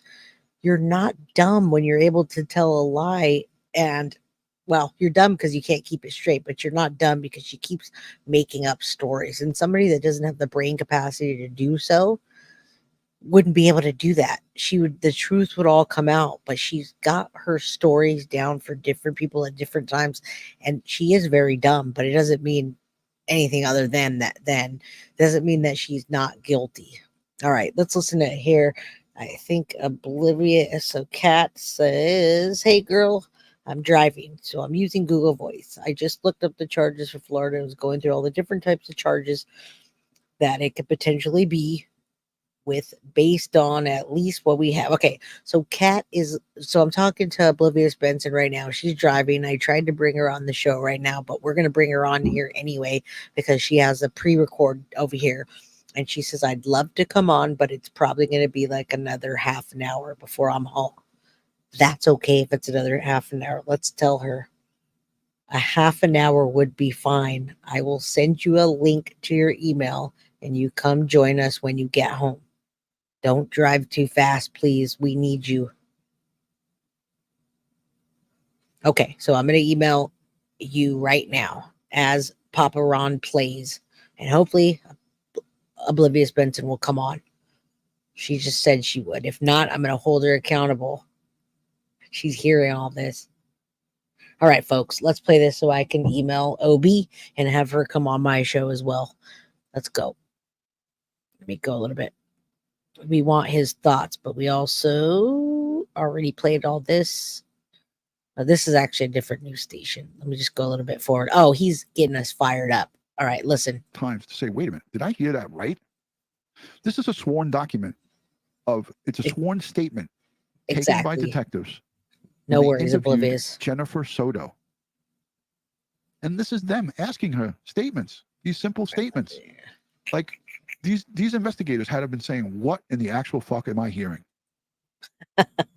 While they were together, Jennifer, Stephen, and Madeline would either all sleep in the same bed or Madeline would sleep with her when Stephan was not there. How repulsive is that? I mean, I got a ton of mothers in this chat, and I got a ton of fathers that watch. I need more moms than dads. The analytics show, 85% women watch Crime Time with Duty, Ron, and Ed. But to the mothers out there, and to the folks who aren't moms, who are aunts, uncles, is this normal? Asked if it was normal that Stephan and Madeline would sleep together without her being there, and she said yes. Jennifer Soto stated if she needed a good night's sleep due to her anxiety, she would ask them, Stephan and Madeline, to sleep in a different bedroom. In another statement, Stephan stated Madeline always needed human contact when going to sleep. Stephan referred to it. All right, so we just read the statement right before that, folks, that said that it wasn't usual and over time it happened, but then she lied then. So jail for Jenn, as Obi said, and I just emailed yeah, I emailed Kat Oblivious Benson, you know her as. I emailed her a link. So stay on here, folks. Bring more people in. She's got the lowdown. We're gonna hear her now, but as long as you guys are patient, she'll be here. All right, let's go. She's gonna come. You're gonna hear her in a minute, but Jenn lies at everything, about everything, and any chance she gets. As snuggling. The conversations with Sterns came to an abrupt end when detectives revealed images allegedly found on Sterns' phone depicting sex. I'm highlighting this and bringing this up because everyone's asking about Jennifer Soto. Of course we are. Why is she not charged? This is the reason why everyone's up in arms. This is the prime reason why everyone's like, what in the actual fuck is that? Right? So Duty Ron's pissed, and that's why we're gonna go a little bit for you. Okay, now we got Opie on. We're gonna hear what she has to say, but I know she has another version of it because she just told me she did. So let's listen to her talk about why. I don't want to miss anything with her. I didn't want to forward Ron, but let's listen. Put your earphones up. Turn the volume up. I got to bring in a female's perspective and an internet detective's perspective, and she's been following this case. She's up to date on all the documents, and I know if I needed these court documents, that she would have provided them to me ASAP. Because when I asked Oblivious Benson for the digits, the info, anything, the 411, she does. She's on it. What's going on, Kat? I am outraged. So, first of all, I'm excited that he's getting the death penalty. Yeah. I mean, this is great news. Good. Bye. Bye, Felicia. Get out. See, we're all excited. So today there's 605 people in chat. I'm going to let this roll right now. We're going to listen for a while, learn something. Today we're celebrating, right? Kat says, I think you meant to send that to someone else. I'm going to try. I'm just taking my dog right now to a dog date so he can play, but it's been a horrible weather. I'm stuck. No, I did not mean to send that to somebody else. Sending it to you. All right, let's listen to her. I'll mute myself. We don't need you on Earth. I'm happy for that. But I'm still irritated about the Jenn thing. I wanted to bring you. Look at the statement before you go, and I hate to cut. Look at this. She pimped out Maddie. And I love the hashtags that you created in your thank you. Hashtag jail for Jenn. Bring back old Sparky for this one.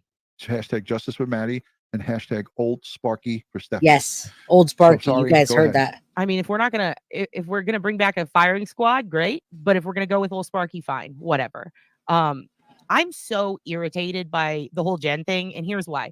I know that there's a lot of people who are like, oh, we should charge her with this, that, the other. But I wanted to look at and show you guys or talk to you guys about just briefly some of the things that are different in Florida. Like Ron was talking about, Duty Ed was saying, the Florida does not fuck around, right? Yeah, they don't. Pardon my French. They don't fuck around and find out. I started looking it up because, first of all, they said aggravated child abuse for Stephan. So naturally, that can mean different things. Like in Texas, battery, you have to physically touch someone, but an assault can be a threat. So you can just say you're going to harm someone, and here you can get charged with assault.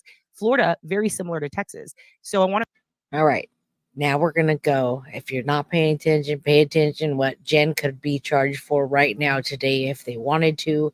And thank you, Mary. Just Venmo'd me 1111. Love what you do. You compile the thank you. I got part of it, but I'm going to thank you for the 1111. I get those frequently, like 111, 222. You guys send me those awesome angel numbers, and you're tipping me at the same time and help me out. So hashtag Sparky for Sterns, and that's from Oblivious Benson. So she's going to take her dog for a walk real quick, or take her dog to go potty when she gets home, and then she'll probably surprise us and hop on. I have plenty of time to wait for her. I'm going to read you guys, if you don't mind. This is the Florida statute for aggravated child abuse. So this is the status quo that Stephan would have had to meet to get the charges he got. Could we put it up on the screen for the visual? Yeah, let's do it. Here, I'll do a present. I just learned how to do this. Oh, that's great. Swiftly. I love it. You're getting advanced. I am. I'm figuring it all out. Yes. See. Can we see it? Hold on. I'm going to remove mine, stop my screen, and then add. I had to add it. Here we go. So this is what Stephan would have had to do in the state of Florida, right? It says aggravated child abuse is defined as committing aggravated battery on a child, so physically harming the child, willfully torturing, maliciously punishing, or willfully and unlawfully caging a child, or knowingly and willfully abusing a child and causing great bodily harm, permanent disability, or permanent disfigurement. And then they go on to stress that it's not required that the offender be a parent or custodian. And the reason that they stress that, as I was doing a little research into it the other day and again today, is because the charges there can amp up if you're a teacher, if you're in a position of power or authority, or if you're a parent or custodial guardian. So and that is why it amped up, because he was considered a parent or custodial guardian, folks. So they had to sit there and sift through all that, look at the report, see what she said. The initial reporting was that Stephan Sterns was her father at one point, the dad, the stepdad, and then finally it lowered down to the boyfriend. Don't worry, not the mama. Jenn Soto is not going to unalive herself by any means. She is way too selfish for that, folks. When you talk about selfish, you talk about her sending her daughter to a room to be tortured by a big fat devil pig, whatever you want to call him. She's too selfish to take her own life. Okay. So no, she's not going to unalive herself. Dion says, hey, hell no, dude, my mother didn't play that. She didn't even let my sister and I walk around the house in front of my phone. Exactly. And that's how my mom was too. I had a brother and a stepdad, and I'd have to take my clothes in the bathroom and get dressed after I took a shower before I could go in my room. And I always locked my door, and it wasn't personal, it's just because there was boys in the house. So I locked my door at night when I slept, just out of safety. Get dressed before you come out of the bathroom. The basic freaking rules to keep your daughter safe from anybody. Jennifer Soto was disconnected from Maddie many moons ago, but she was not just disconnected. I believe she was using her as a pawn. That's what I believe.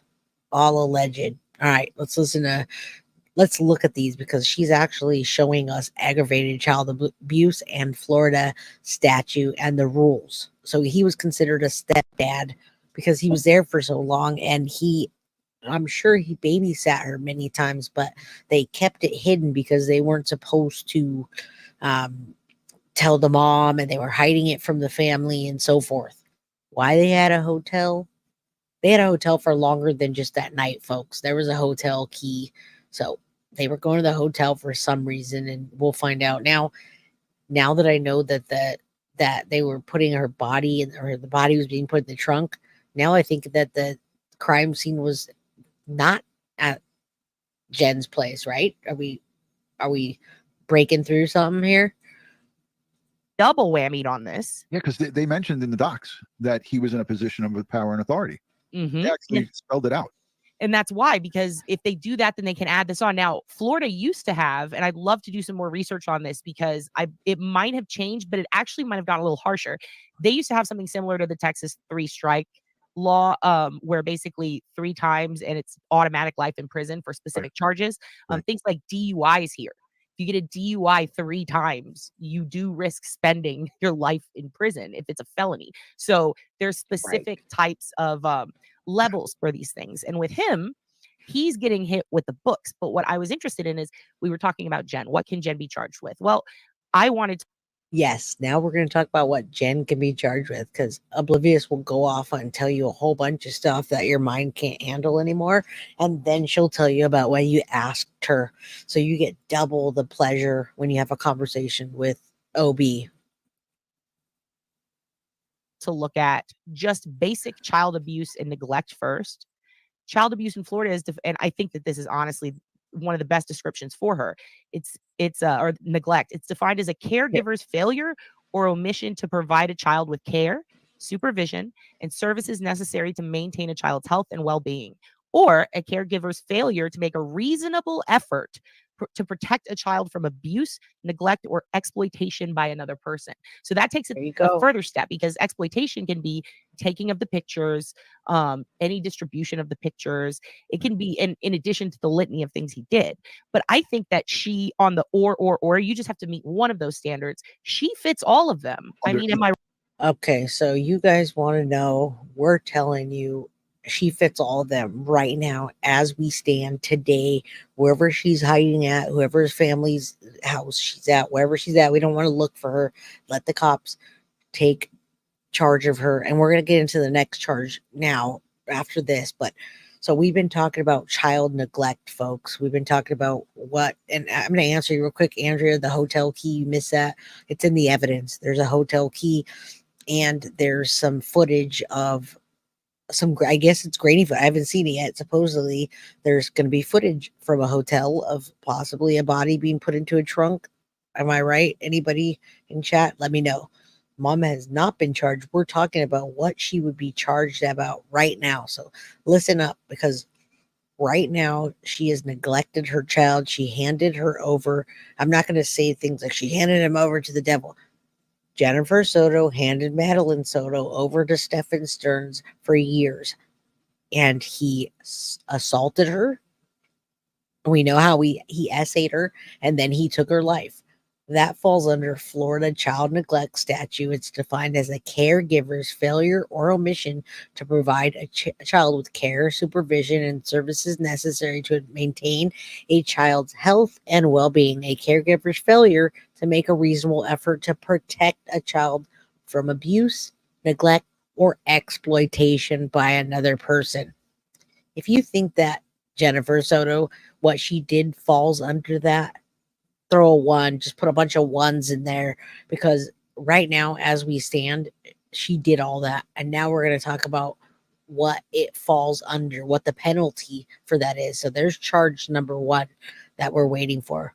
Mr. Beer, yes, Jay. Sterns is seen on camera moving the body.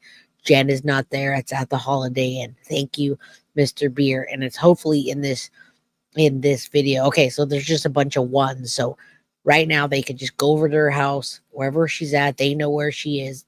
She's not hiding or anything.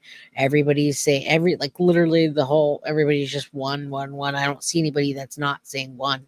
Jen providing care, health, and safe spaces against abuse, exploitation, and danger. 1. She needs so they can just go arrest her right now, but they want to do further charges. Some of Jen's former friends on a podcast said Jen was into freaky stuff.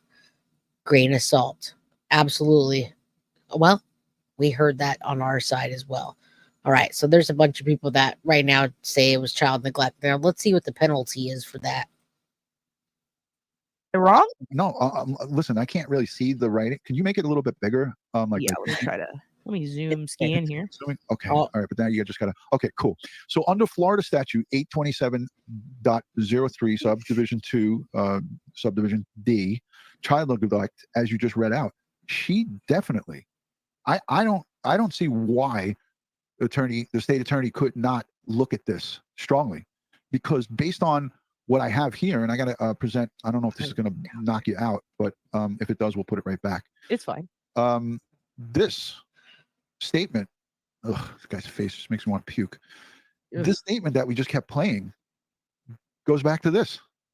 Yeah, and the other thing is Florida takes it a step further to, in a way, protect kids even more by making it a little extra harsh, as it should be, by making basically the boundary to be reasonable. Like, you don't even have to be extremely negligent. So we can ask when she comes on, but we haven't even gone over everything yet. So you just said child endangerment. If you know the law in Florida, right now we're looking at child neglect. We're not done yet. So if you want to keep adding charges, please do. I think that's what the police are doing right now. This is not just one of those things that she's going to get off on by any means. Like, you hear about these cases all over the US where, CPS comes, it's a mess, everything's destroyed, it's not a livable environment, the kids are malnourished, and they still go, get your shit together in a week and we'll talk about it. In Florida, prison, just if there's a reasonable I hate to go back to it, but the Maya Kowalski trial, they didn't even have any reasonable reason to take any real evidence of abuse, and they still took that kid. So they'll take your kid even when you're treating them good. But in this instance, is this a Class B felony? Because I want to see. Can you go down just a little bit? Does it? I believe it's a Class B. 3rd degree, punishable by 5 years of imprisonment. There you go. 3rd degree. It's a C. So, but then we go down to, what was the other one? It was aggravated. No, that was Stephan's up here. Just basic child abuse. Okay, so see how we're getting through to the different crimes and what they're punishable by in Florida. And Wayne, Mom, you're very right. She's very capable of lying and covering up what she knows. There will be no mental institution. There will only be whatever they give her. And if they do decide to offer her a plea for a bunch of charges, if none of them include murder, we'll see. But at this point, she hasn't been charged for anything. And we're talking about what she's done. Now we're going to talk about, we just talked about neglect. We're going to talk about abuse. Does it fall under the abuse statute in Florida? We have a brand new case in my county. Keep a 4-year-old in the closet. Yeah, every day, every second, all the time. I hope they don't give her any kind of immunity. Oh, they don't need her. I'm going to read that and then I'll keep going. I hope they don't give her immunity to testify against Stephen. They have enough to throw the book at him without. They're not going to give. They don't need her testimony, Starzy, or anybody that's worried about that. They do not need her testimony at prison only. Let's listen to the child abuse. It's not highlighted, so let's see what Florida is defined as intentional infliction or physical or mental injury. So that's what they have to prove if they want to do child abuse. They have to prove that she intentionally did that. Right now, we can't say that she intentionally did that because we don't know. Is the infliction of physical or mental injury upon a child.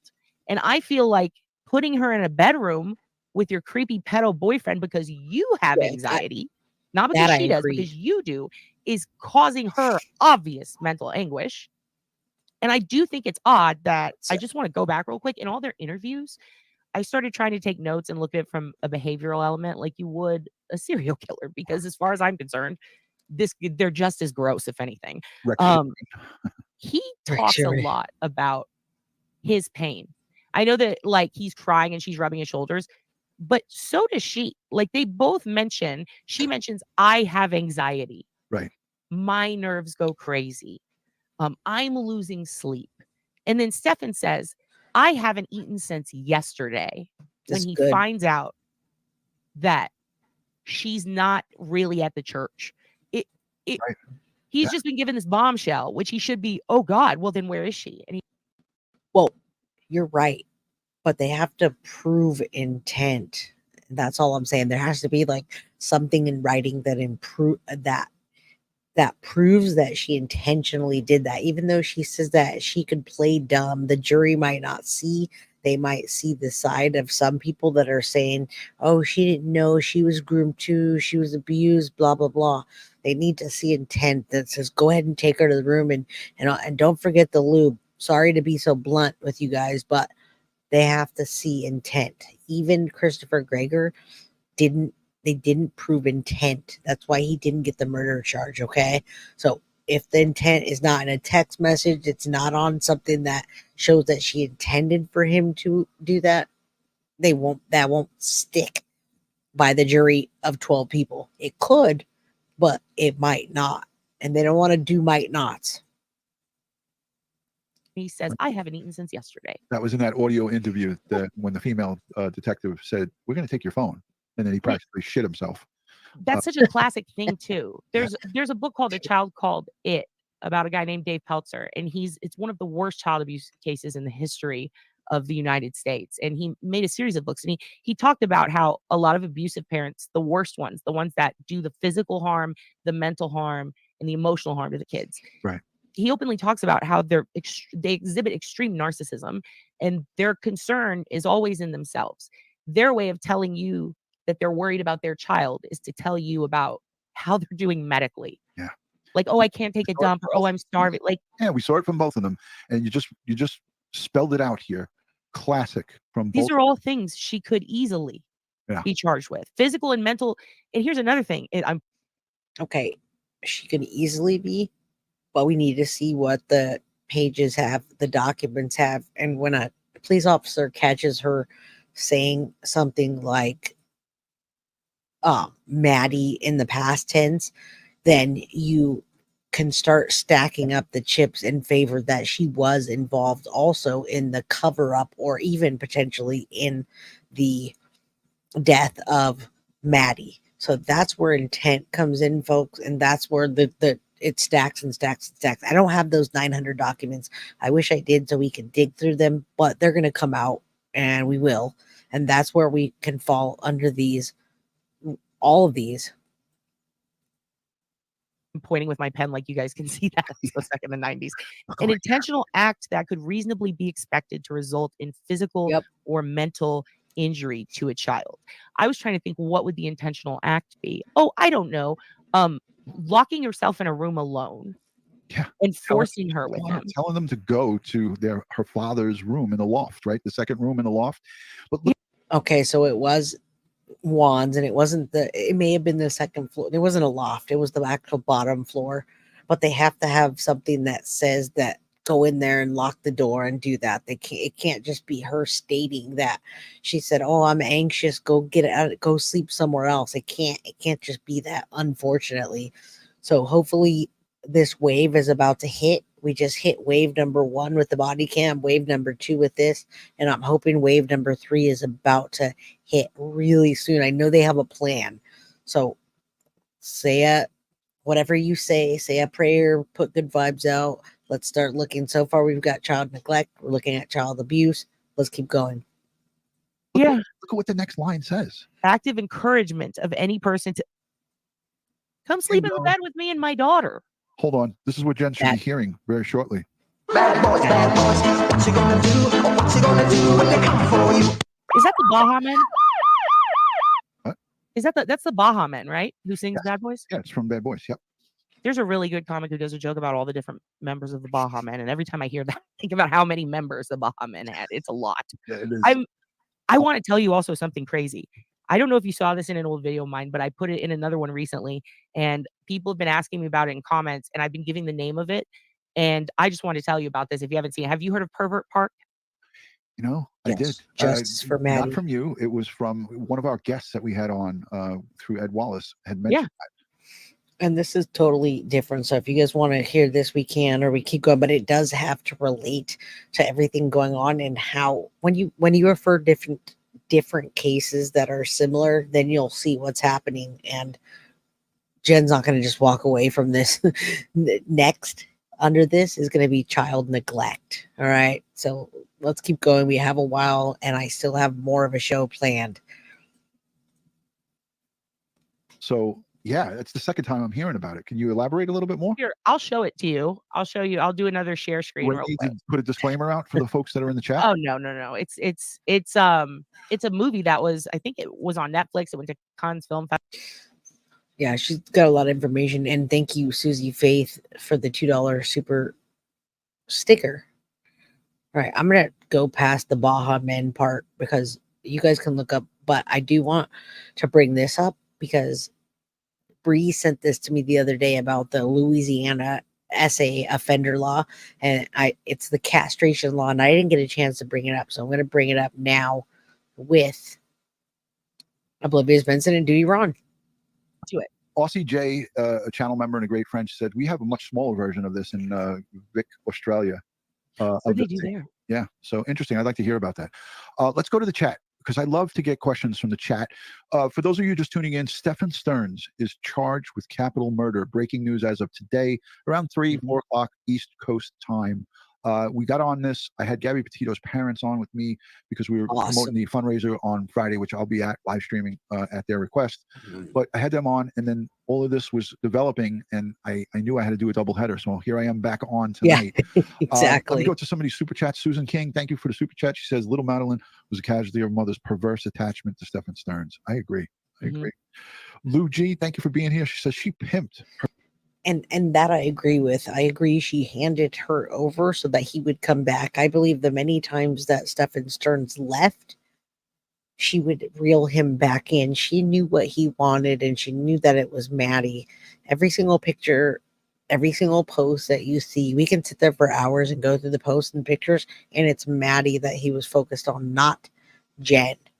So yes, we're here for Maddie. Show us the way. Absolutely. Thank you, Leosa.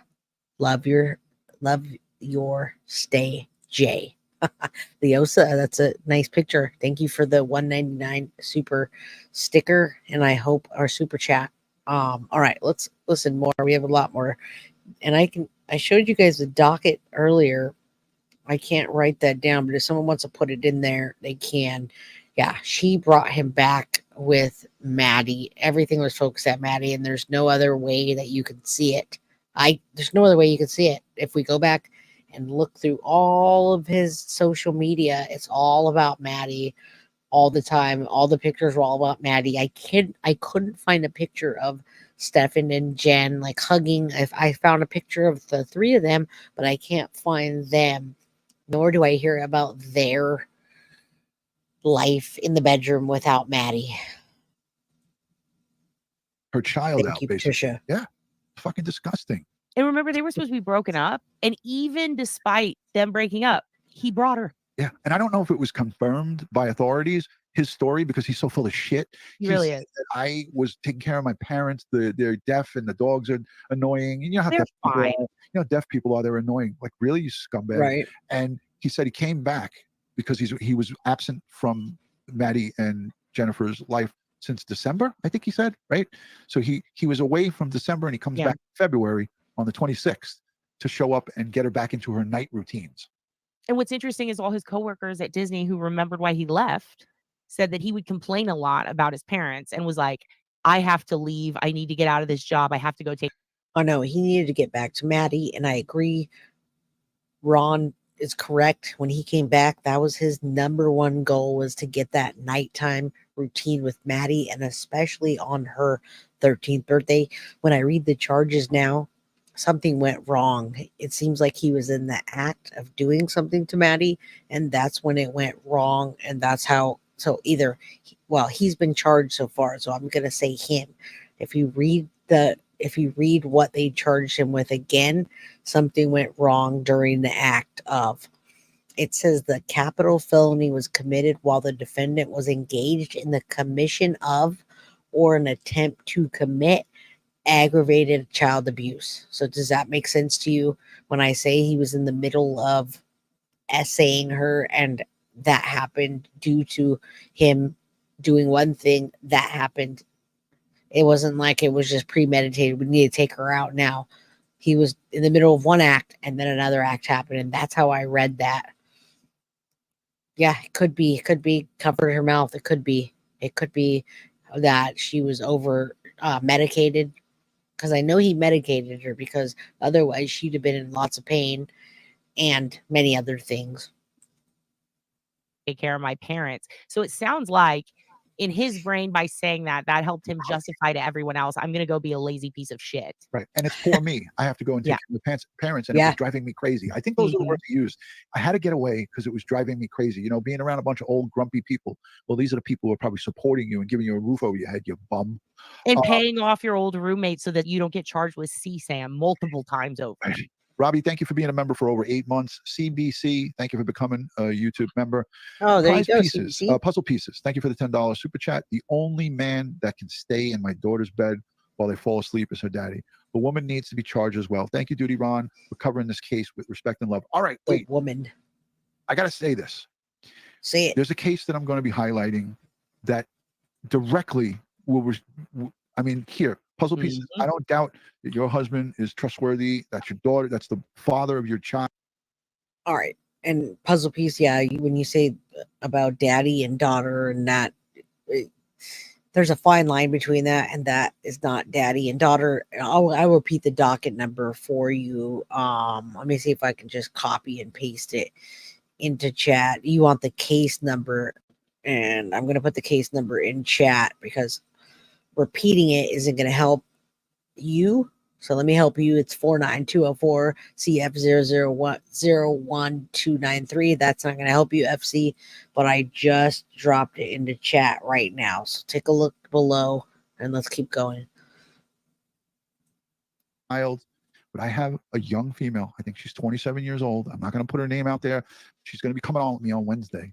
And I think, Kat, you might be joining us. She's a perfect example of how a real mom reacts. The father of her child, 2 years old at the time, a 2-year-old daughter, is charged with CSAM of his own daughter. He was selling photographs online of his own daughter to make money. This is, again, maybe I'm not saying it, at this point, who can you trust?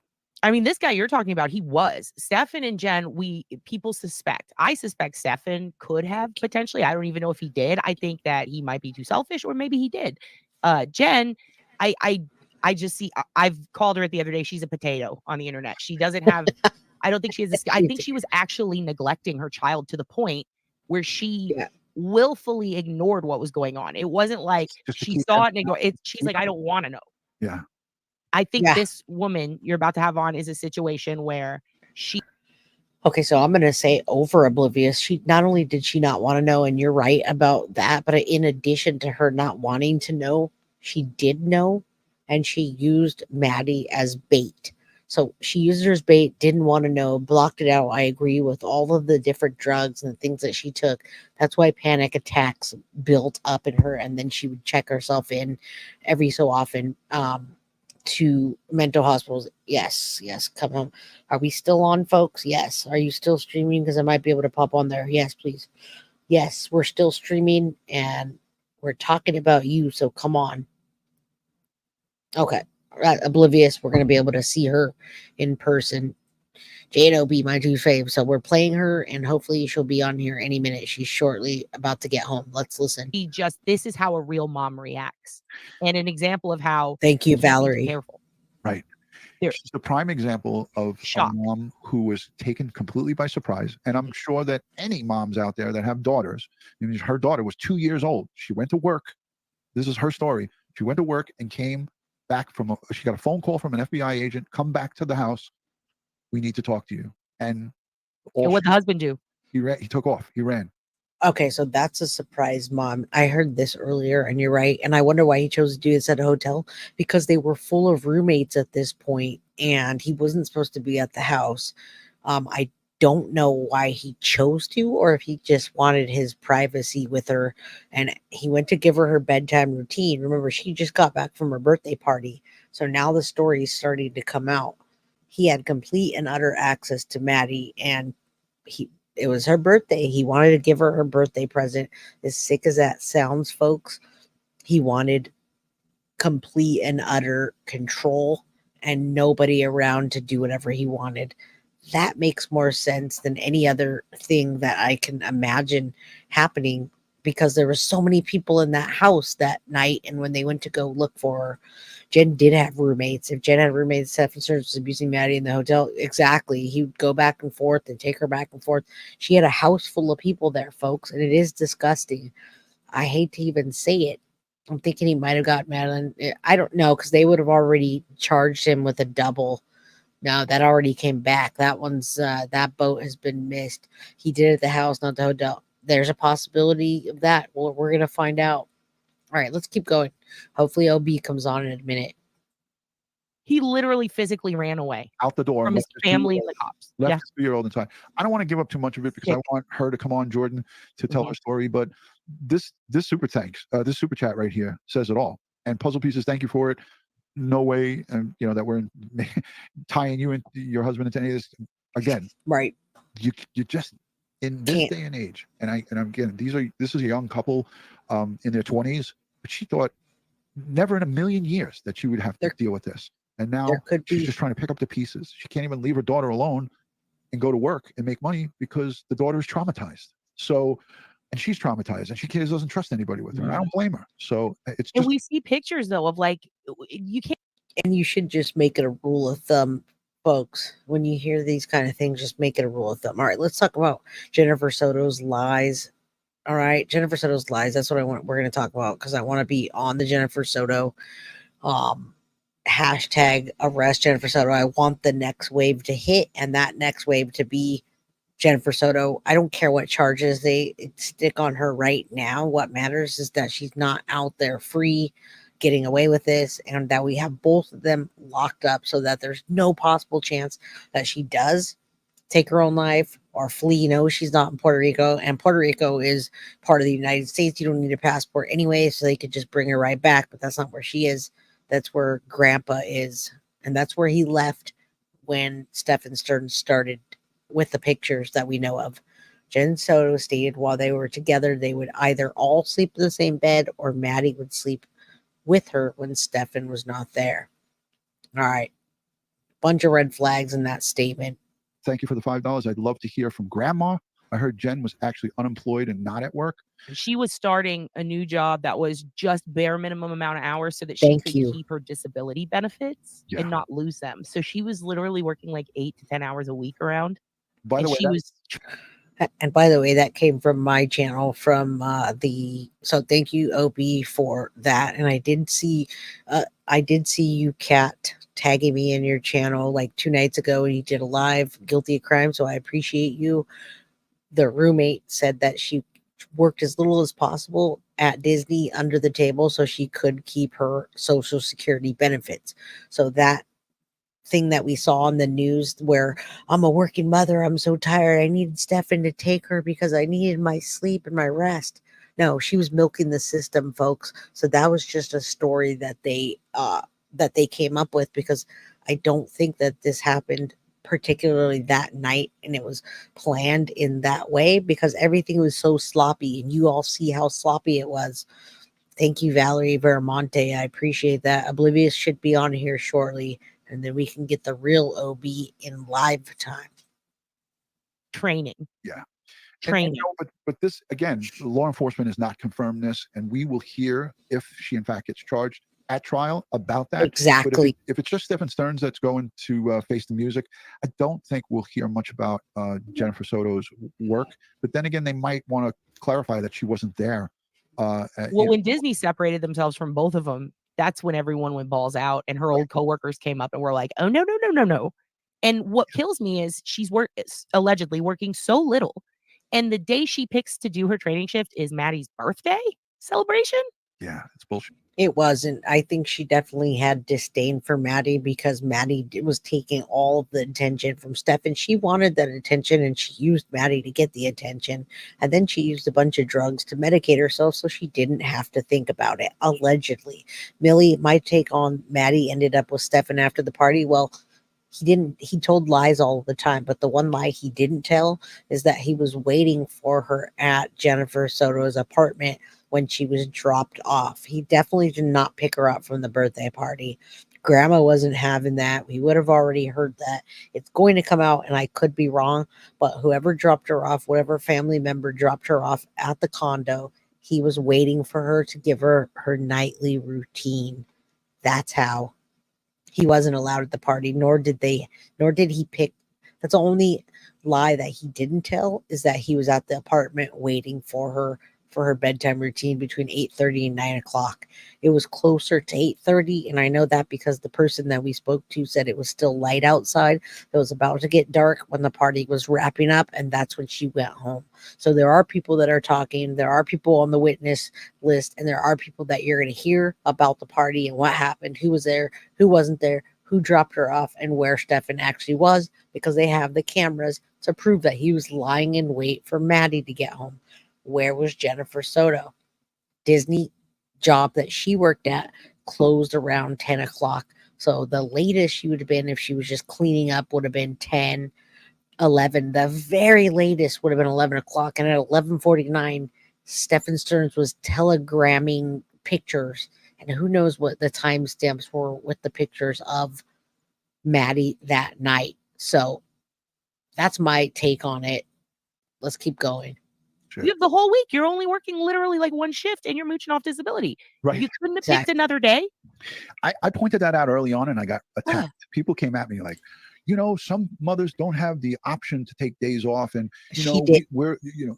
I got. And that's true. Some don't. She did. She did, and not only that, it wasn't her actual birthday. It was during the week. If you're having it on a Sunday, what would have been the difference if your day off was Tuesday? Have it on. Yeah, why move it to Sunday? Why? If you're not going to make it. And then also, let's not forget, she has no freaking bills. Zero. Her dad's paying for the condo, and her dad paid for the condo. She had a roommate there that was paying for the condo as well. She was paying her rent. Stephan Sterns wasn't paying anything. So she was just living off of whatever she could. And Stephan, we now believe he was selling those Warhammer things that he was, that and that crypto stuff, and probably some of the CSAM pictures and so forth. So that was a total front and a lie, in my opinion, that she needed to work for Maddie's birthday.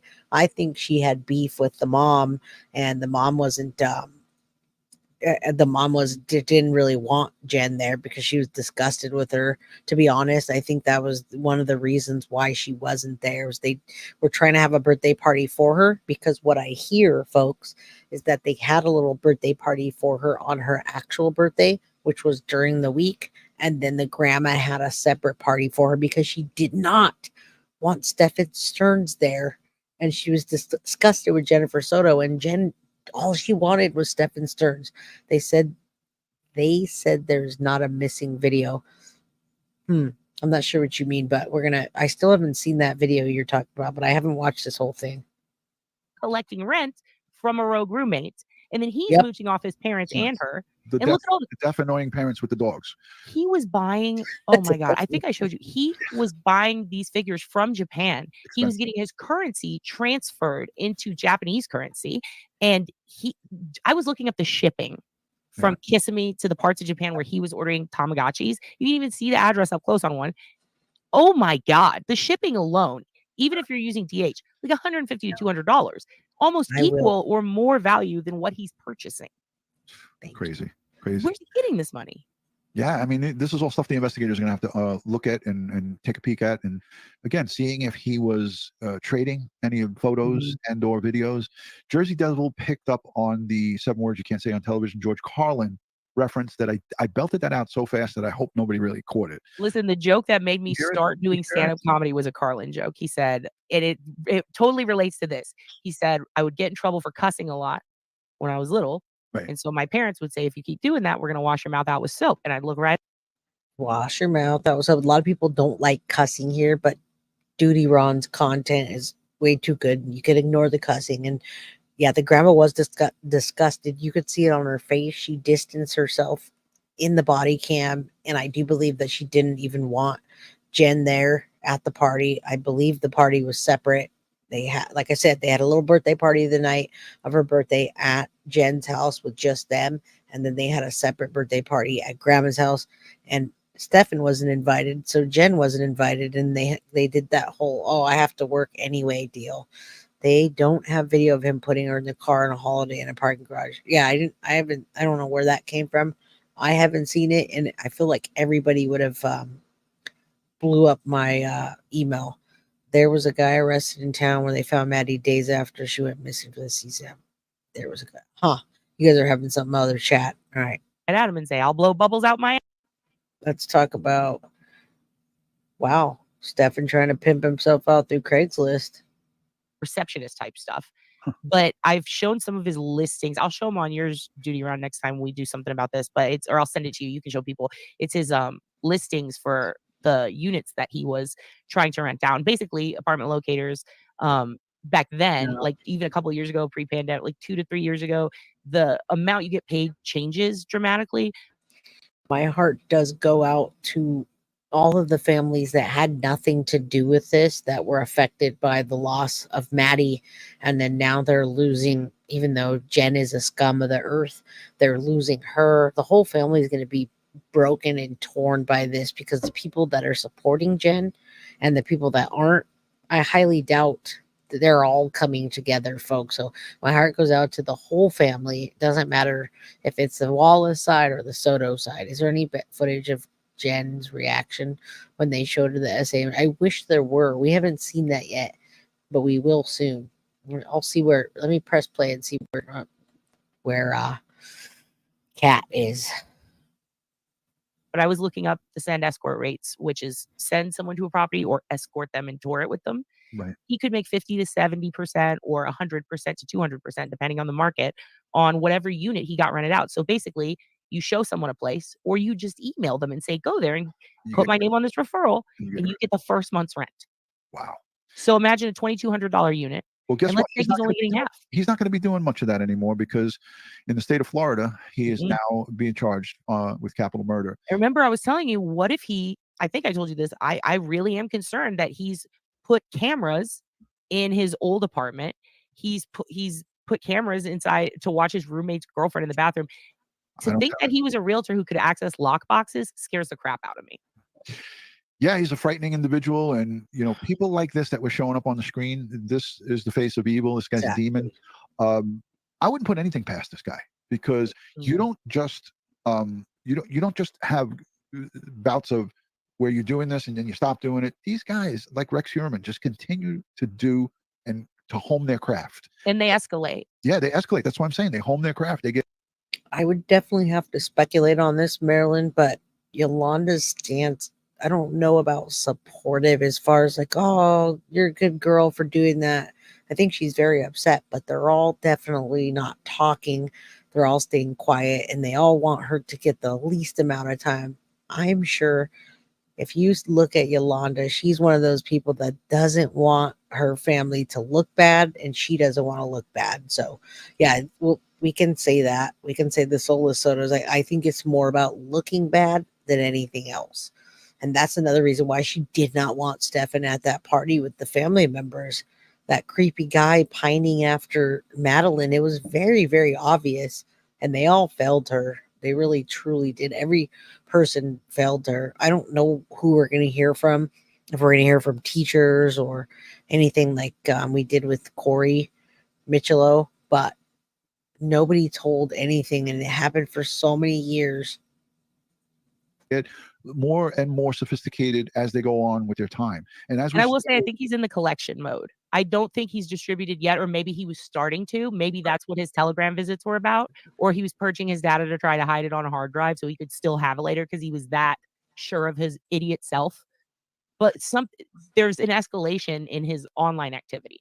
You can look at the years consecutively and see more and more odd stuff. You know, he's starting to add furries. He's starting to add different fetishes. Now he's starting to add, I told you about the gigolo side, right? Yes. No, it's more than that, but and I agree with you. Grandma has a business to run, but that has nothing to do with that. Just her personality in general is very cold from what I hear, and it's all about looks. She didn't pay close enough attention to Maddie. She knew she was having problems sleeping alone. She wanted to go out into the woods, but it was about looks for her. She was very cold and she didn't look into it. Sasha, hey everyone, long time lurker. Great coverage on this case, Jay. Thank you for being here, lurker. I love when lurkers come out and say hello. Misty Free Spirit is one of the day ones. Hello to you. It's good to see you. I have another video to play after this because we want to see the perp walk. So let's hear a Cowboys little for more Angels. about Like, this. what the hell? Now he's trying to pimp himself. The more we look, Kat, into Stephan Sterns' online history and all right, let's talk about the death penalty, and then I'm going to get into I'm going to play the video that's supposedly missing, and then we're going to see the perp walk. It's not a lot, and we could have gotten it, but the music, we don't have to sit here and the music was blurred out. So Paula from Plunder said, just go ahead and use the video. So we're going to watch the beginning of that because it shows the missing piece that we're looking for. Okay. I'm going to hit play. And Kat says she's setting her stuff up. So watch these, lawyers put in their freaking dirt bags. Just he should plead down to the death penalty. He should get double death penalty so that he can get a plea deal to get him just one death penalty. And I'll be fine with that as long as he dies. As long as he's put down. As long as he dies. That is a danger to society. He's a menace. Make him die, God, please. Jill says, thank you, Duty Ron and Oblivious. You make a great team. Also, thank you to Ed Wallace as well. Listen, for me, it's about recognition of people who have talent, and girl power exists in this world. And it does. Is a prime example of a badass woman who is, when she's on a mission, she gets it done. This is what happens when you grow up on Rescue 911 and Unsolved. He wanted to say a badass bee, but he didn't. And I'm glad he's recognizing that. Hopefully, well, she'll be here because we're still sitting here. We still have things to do. OB's setting up her stuff right now, and then she'll be here. This is what happens. And I do want to say, I'm making a special episode, and I'm going to send it to you. You can chop it up, have whatever you want, on how to screen your dates. If you are someone who's got a kid and you're thinking of going on dates and you don't want to fly fish and reel in a Stephan, I'm going to teach you how to backwards stalk a person before you even go on the date. You're going to know everything about them. We're going to go inside of their body and work our way out. We're going to find out every single little thing they did before you have them around your kid, or even have them around you and let them in your bubble.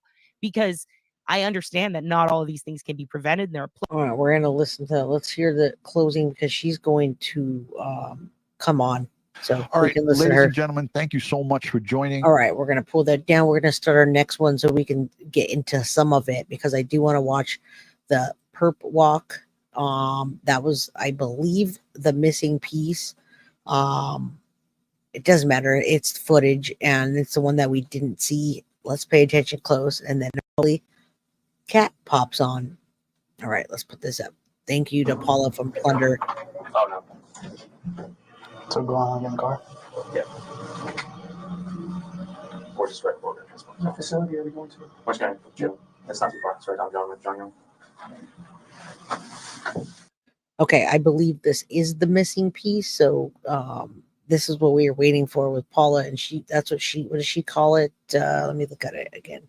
So it's Orange County Sheriff's Officer, and then no Jenn Soto and Stephan Sterns Officer number 2 body cam. So it is the missing footage that we were talking about. Is that 33rd? Yeah. Yes.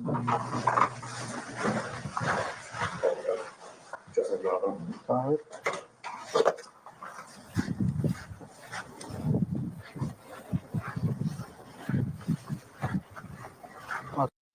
And if you guys are familiar with the perp walk, that's what this is. This is the perp walk when they call someone out, everyone gets to take pictures of them, and it's a perpetrator walk to get to walk. It's like the walk of shame. So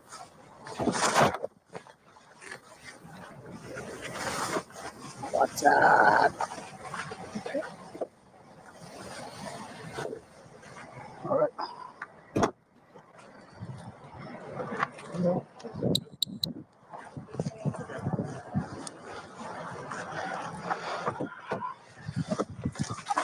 Yeah. Calling out? Yeah.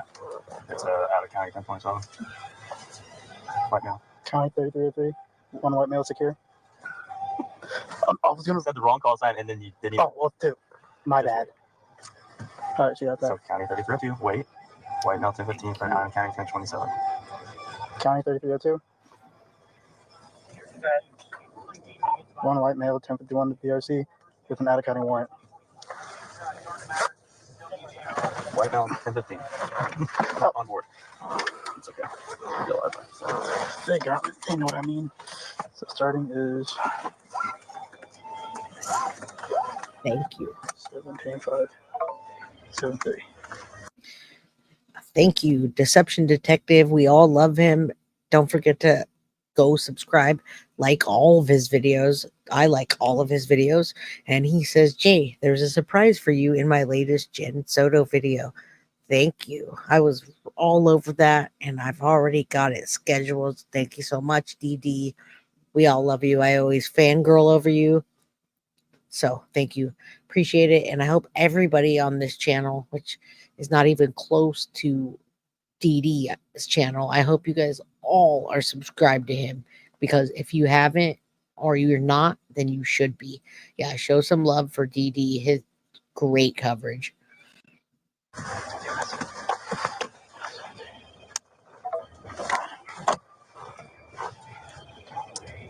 So do you want to? Yeah, let's wait. Stop. Do everything first, and then we'll start driving. What time is it? About 9:30. I just got new body cam video footage from Orange County, but it was not the body cam video footage that we are all waiting for. But I actually liked that song. I wish we could have listened to it. It was kind of fitting for the perp walk. And thank you, Paula, for showing us this footage. Dee hasn't seen it. Nobody saw it, but you dug into it. And it wasn't the one you were looking for, but we still love watching a perp walk anytime. Was hoping and praying it would be that missing body cam video footage from the officer number 2, as I called the officer who was in that room in that insurance company the night of Monday, February 26th, when Madeline Soto was reported missing. There's an officer whose footage we still don't have, and I guess maybe. Now, if you look at my community playlist, folks, Terry, I already have it ready to cover, but I had to push it out for today to let you guys know about the death penalty and what charges Jenn will be facing and when. So I predict the next wave to hit is Jenn being arrested. I told you what the charges already many times what they should be. I'm already on top of covering it. I gotcha. As soon as DD's videos come out, I'm all over them. It just happens to be that it's not timely like this particular case is timely. I got to get it out because everyone needs to know. And we're all celebrating death penalty for Stephan Sterns. Now, Jenn Soto, we're coming for you. We won't get it, according to Orange County, who spoke with Stephan Sterns and Jennifer Soto. So this they sent me was actually from the night, Wednesday, February 28th, around 9:30 p.m. You'll hear one of the officers somewhere in there say 9:38 p.m. They're transporting Stephan Sterns to Orange County Jail. So you can hear him at first. They redacted the visuals, but you can hear Stephan Sterns just asking, so go on out and get in the car. And the officers just say, yeah. They explain they were waiting for a transport officer. Sterns asked, what facility are we going to? And they tell him Orange County Jail. It's not far. It's right down on John Young, that roadway or road drive, whatever the heck it is. And Sterns is asking, is that 33rd? And they say, yeah, yes, here we go. And you can hear them open the door. Oh, no. So go on in the car? Yep. Or just right for the transport. What facility are we going to? Which kind? Jail. It's not too far. It's right down John Young. Is that 33rd? Yeah. Yes.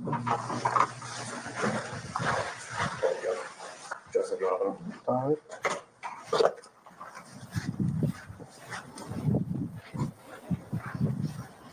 Yes, that's what I was going to do. Watch out.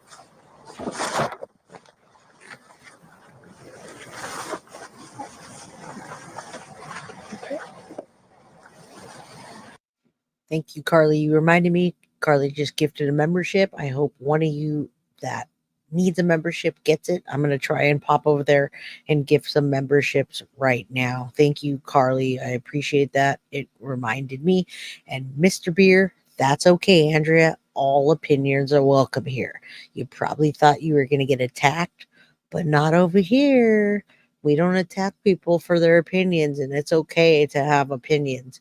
Well, we can agree to disagree. Thank you, Mr. Beer. We're all a kind community. And if you're not, then you got to get out of here. But that's not how we roll around here. So I appreciate that. I'm going to give some more memberships right now while we play this. And Oblivious Benson is probably going to come on and tell you all, because that's how she rolls, that she's taking a dump right now and she'll be right here. That's the TMI information that I get. Well, remember, she's a comedian too. So don't be surprised if she comes on and says, I just finished taking a dump. All right. Now, this is that point where we can see a couple of videographers. There's a woman standing kind of far back, but there's a guy right there. He has that great little, kind of like a gimbal or where you can hold your phone in or whatever, a nice little light. And he's following Sterns right up on that perp walk. And if you remember his video footage, whoever this guy is, he got great footage. I realize now that the Orange County Sheriff's Office was the one who put this video out. So perhaps it was one of their own that took this marvelous video. But how ironic that Stephan Sterns keeps turning his head away and the videographer keeps trying to get his face on camera. How ironic of the man who had 1,700 heinous images and videos of Maddie. Oh, the detectives made fun of you, so you walked too fast. They did. I'm going to talk over most of their transport footage because they're playing music. Was that supposed to be like a slow walk? I don't want YouTube to just copyright claim or strike or anything. Sterns doesn't talk much. Before that door is opened, you hear him asking questions. After that door is opened, you can almost see his surprise. He turns his face. He doesn't expect anyone to be out there videotaping him. So yeah, the cops, they're great. They will tip off reporters. They can get those perp walk videos. It was late. It was 9:30, but they probably already knew, oh yeah, this is going to be a huge case. We've got something going on here. You guys might want to get here and start filming. So once they get Sterns in that car, he's wearing the white, I guess it's almost like a white turtle suit, if they even make him in white. It's just that white thing. He gets in the back seat and he kind of grunts and groans, and that's it. He's pretty silent. The cops are joking with each other. So we've got two videos, and basically it's the same footage, except the one officer's video, you can hear Sterns speaking in the beginning. The rest of it, they're pretty quiet. One officer jokes with the other, saying, oh, you know, the detective was making fun of you for walking so fast. So it's almost like one of the officers is a newbie. And, you know, when they do that perp walk, they want to give the videographers plenty of time to get their footage. So usually they walk the perp. Let's walk them slow as possible. Let's keep that back door open, get all kinds of, you know, viewpoints, and then close it. But I guess he walked them pretty fast. And they're just doing their, you know, household due diligence duties, announcing stuff. Go to teletype. Don't say anything. I'll keep this on secretary. Don't like say we're 96.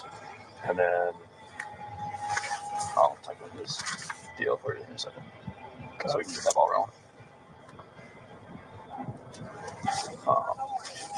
You want to try to read it while I'm driving? It's this one. Tell the 3302 copy of RIP. So actually, it might not be in the system yet. All right, folks, stay on here. I just gifted 5 memberships, and another person just gifted Microwave Cheese. I love Microwave Cheese. Just gifted a membership. Oblivious is getting on right now, so she should be here any minute, and we get to hear her thoughts from herself, not from a screen, talking about something. Honestly, it reminded me again of Chris Watts, when he was transported to Weld County Jail that night. So I guess he was at the Frederick Police Department getting interviewed August 15, 2018, finally made a confession, and then he was transported over to Weld County Jail. And I still remember it was a pretty quiet ride. You could hear the officers' music, maybe some country music was playing. I like listening to the music they listen to here, but of course, I'm like, oh no, YouTube won't like this. Just sound like. Thank you for that. When they pulled up with Chris Watts, they said Yeah, I actually like that song too, and she saved us from not getting in trouble. Thank you, Nikita, for that, and everybody. Hello, April. I'm going to say April T. Right now we're watching this, and hopefully OB comes on soon and fills us full of knowledge, because that's what she always does. I want to hear her opinion on Jenn Soto and what she thinks, when she thinks she's going to be arrested. She should never see daylight ever again. Yeah, we're going to be disappointed, I bet, with her charges, but as long as she gets charged with something, I'll be happy for now. Cooperative male. I remember that. But this time, they just said something about a white male. And Sterns, you don't hear a peep out of him. He must have known, whoa, I'm being videotaped. I better be silent on the rest of this ride. Now, unfortunately, regarding that missing body cam video from officer number 2, who I went over in detail how I determined we were missing body cam videos from that night from the missing case, which is allowed to be released. I mean, that's why they're releasing this arrest video now from Wednesday. And they released, according to them, everything they have from the missing case, which I know is not true. But they told me today, regarding that missing body cam, authorities told me today, the Orange County Sheriff's Office has reviewed its file. I have to stop and say thank you, Deception Detective, my favorite live stream channel on YouTube. Thank you, even with the glasses, especially with the glasses and the fire symbol. You're so awesome. You're my favorite channel, and you're not live stream. I think that's the best part, because I get to just hear you without any interruptions, which brings me to say I need to put more videos out where they're just videos so I can get through it. I love interacting with you all, but sometimes I don't get to everything. Athena says he is in prison. She's at her mom's. There's a new document that came up, but OB just came up. So we're going to add her. And let's do it this way. Hello. I should put it up like this because you're the rock star. Oh, stop. Can you see me? We can all see you, and we can Am I too all hear loud? you. No, you're good. Okay. I lowered it a little bit. Okay, good. Because Yep. I can lower myself too. And there's a little bird tweeting outside that's insanely loud. So if you hear it, tell me. You could lower it a tiny. If you lower it a little bit, then I don't have to lower mine. There we go. Is that Everyone good? says that's perfect. Better? That's Okay, perfect. excellent. Hello, everybody. I'm sorry it took Everybody forever. says hello.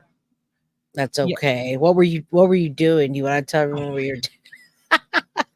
It's been a day. First of all, I'm obsessed with this stuff. Let's go back. Okay. I'm obsessed with this stuff called poke. You know what I'm talking about? It's like ahi tuna diced up. We had some in Hawaii a long time ago. I just had that for lunch today. I had a poke bowl. I call it pokey. So, Poke, is it pokey. poke. When in Hawaii they go, it's poke. And then when you come I here, call it- everyone's like, it's pokey. It's poke. I call it pokey. A poke bowl. I just had a poke bowl today. It was great. And I Yeah. used chopsticks too. Oh shit. No, I don't go that far. I'm pretty obsessed with it. I don't know where it came from. I'm like a 24/7 pregnant woman who's never been pregnant. I'll eat pickles in anything, and I'll try weird stuff. And Marilyn McRae. I know a McRae here in Austin. Anyway, I'm trying not to get distracted. So I'm obsessed with poke That's bowls because they just brought them Yeah. into our HEB and they have them so cheap. It's like $10 and you get a ton of food. So I've been eating them every day. And I saw one that I call it a loose bowl because all the good flavors are usually sold out, but there was one good flavor amongst the shitty ones. And I said, ooh, how much you want to bet someone put this in their basket and then just put it on an aisle somewhere. And then an hour later, someone grabbed it and put it back in the cooler. because it just looked too good to be true, and I got it, and it was too good to be true because I have been crapping my pants ever since. All day has been like, if for a second you just see me slam my stuff down, everything disconnects and I run out. That's what that's about. So Yeah, I've been and doing that. That was the punchline I was waiting for. Since you said you had to take a dump before you came Always. on. I know there's Always. never too much information with you, and I figured, No. hey, let's get this started by laughing. I want to welcome. And then my Maddie dog had to take a and- dump. And so All I right. took him outside and he tried to hump another dog on Gay Pride Month, who both of them are neutered. And every time they see each other, they try to hump each other. And because it's Pride Month, we just let them. So they had a time. And then I came inside and was like, now I have to talk to Jay, aka Chai. Chai True Crime. We're gonna Chai True Crime. So we want to take a dump on Jennifer Soto during Pride Month because we're in June and I want her to get arrested. What do you think about that? What do you think her charges are really going to be, though? Seriously. What do they say? They say it gives now. It gives neglect. That's what it gives. It gives neglect. Okay. She is giving us a lot of nothing. I said it on my channel the other day.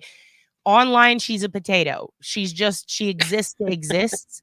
There's no distinction between her and other people. Online, she's just there. And to me, it's not so much. I've seen so many people, oh, she was making money off Maddie and they together were distributing. No, she is literally a potato. The problem is she neglects. That's different. That's not doing anything. It would require, do you understand how much work these people go through to distribute CSAM? Like, they have to understand not just a Tor browser anymore, because that's traceable because the FBI hacked it a long time ago. They have to go beyond that. They have to use Freenet. Then they have to understand the intricacies of the deep and the dark web. Then they have to log in. Then they have to gain trust from a stranger. Then they have to trade off all this stuff. She can't even get out of bed. She can't even get her training done in time at Disney. She can't even figure out how to get her disability straight so that she can go get more pills. It wouldn't shock me if she was just freebasing kratom, ignoring everyone locked in a room. I don't think she was doing anything to Maddie. I think the problem is she wasn't doing anything for Maddie. And that's a fantastic perception because a baked potato. Yeah, she's gonna be a baked potato soon. Oh, shit, dude. We have the best community, not a potato. Baked potato. Yeah, I haven't seen that yet. God, you almost got me crying, dude. Baked potatoes, dude. Yeah. It's a potato Muppet. So we call her a Muppet over here. She definitely looks like a Muppet. She has Muppet face all the time. I did go. It's so mean. I don't want to bully, but seriously, I went to the Museum of Moving Image recently, and they have all the Muppets there. And she does look like the one with the hair that's like in the band. Down in Fraggle Rock. Down in Okay. Fraggle Rock. Yeah. She's a Fraggle Rock right now. And now, I can't. Child neglect is also, however, different than obstructing justice and helping with telling the story. So she repeated this story over and over, and then sometimes the lie changed. So being a potato, potatoes don't talk or do anything. And she kept telling, she couldn't have seen Maddie that morning and many other things. So what do you think about that? That's a whole other charge in itself when you lie to the police. I think about, if I'm being 100% how I feel, it be might not be 110%. It's cool. Okay. So I had some friends growing up in high school who had moms that were neglectful and that were on a lot of the same drugs that we think it's a new thing with this opioid thing. No, it's always been that way. Moms have always been jacking pain pills from their kids for their fibromyalgia. Yeah. And they're always taking their ADD meds and then mysteriously running out too soon and having to doctor switch. This is nothing new. So I just remember those moms, their big thing was they stay home, they chug mountains of coffee or Mountain Dew or alcohol, whatever their thing is. They watch Jerry Springer. They complain on the phone to two friends. Maybe they call a psychic and waste all the family farm on that. They aren't they are oblivious. Like that's my name is a joke, but they are literally oblivious. Oblivious, right? Yeah, and when a kid comes home and says, "Hey, I have a real problem," or "I need a parent to parent me," or anything at all, any issue that you would need your parents for, get out of the bedroom, and they'll throw a shoe. Like that's on a lesser level. I see Jenn being the lazy type who sleeps all day.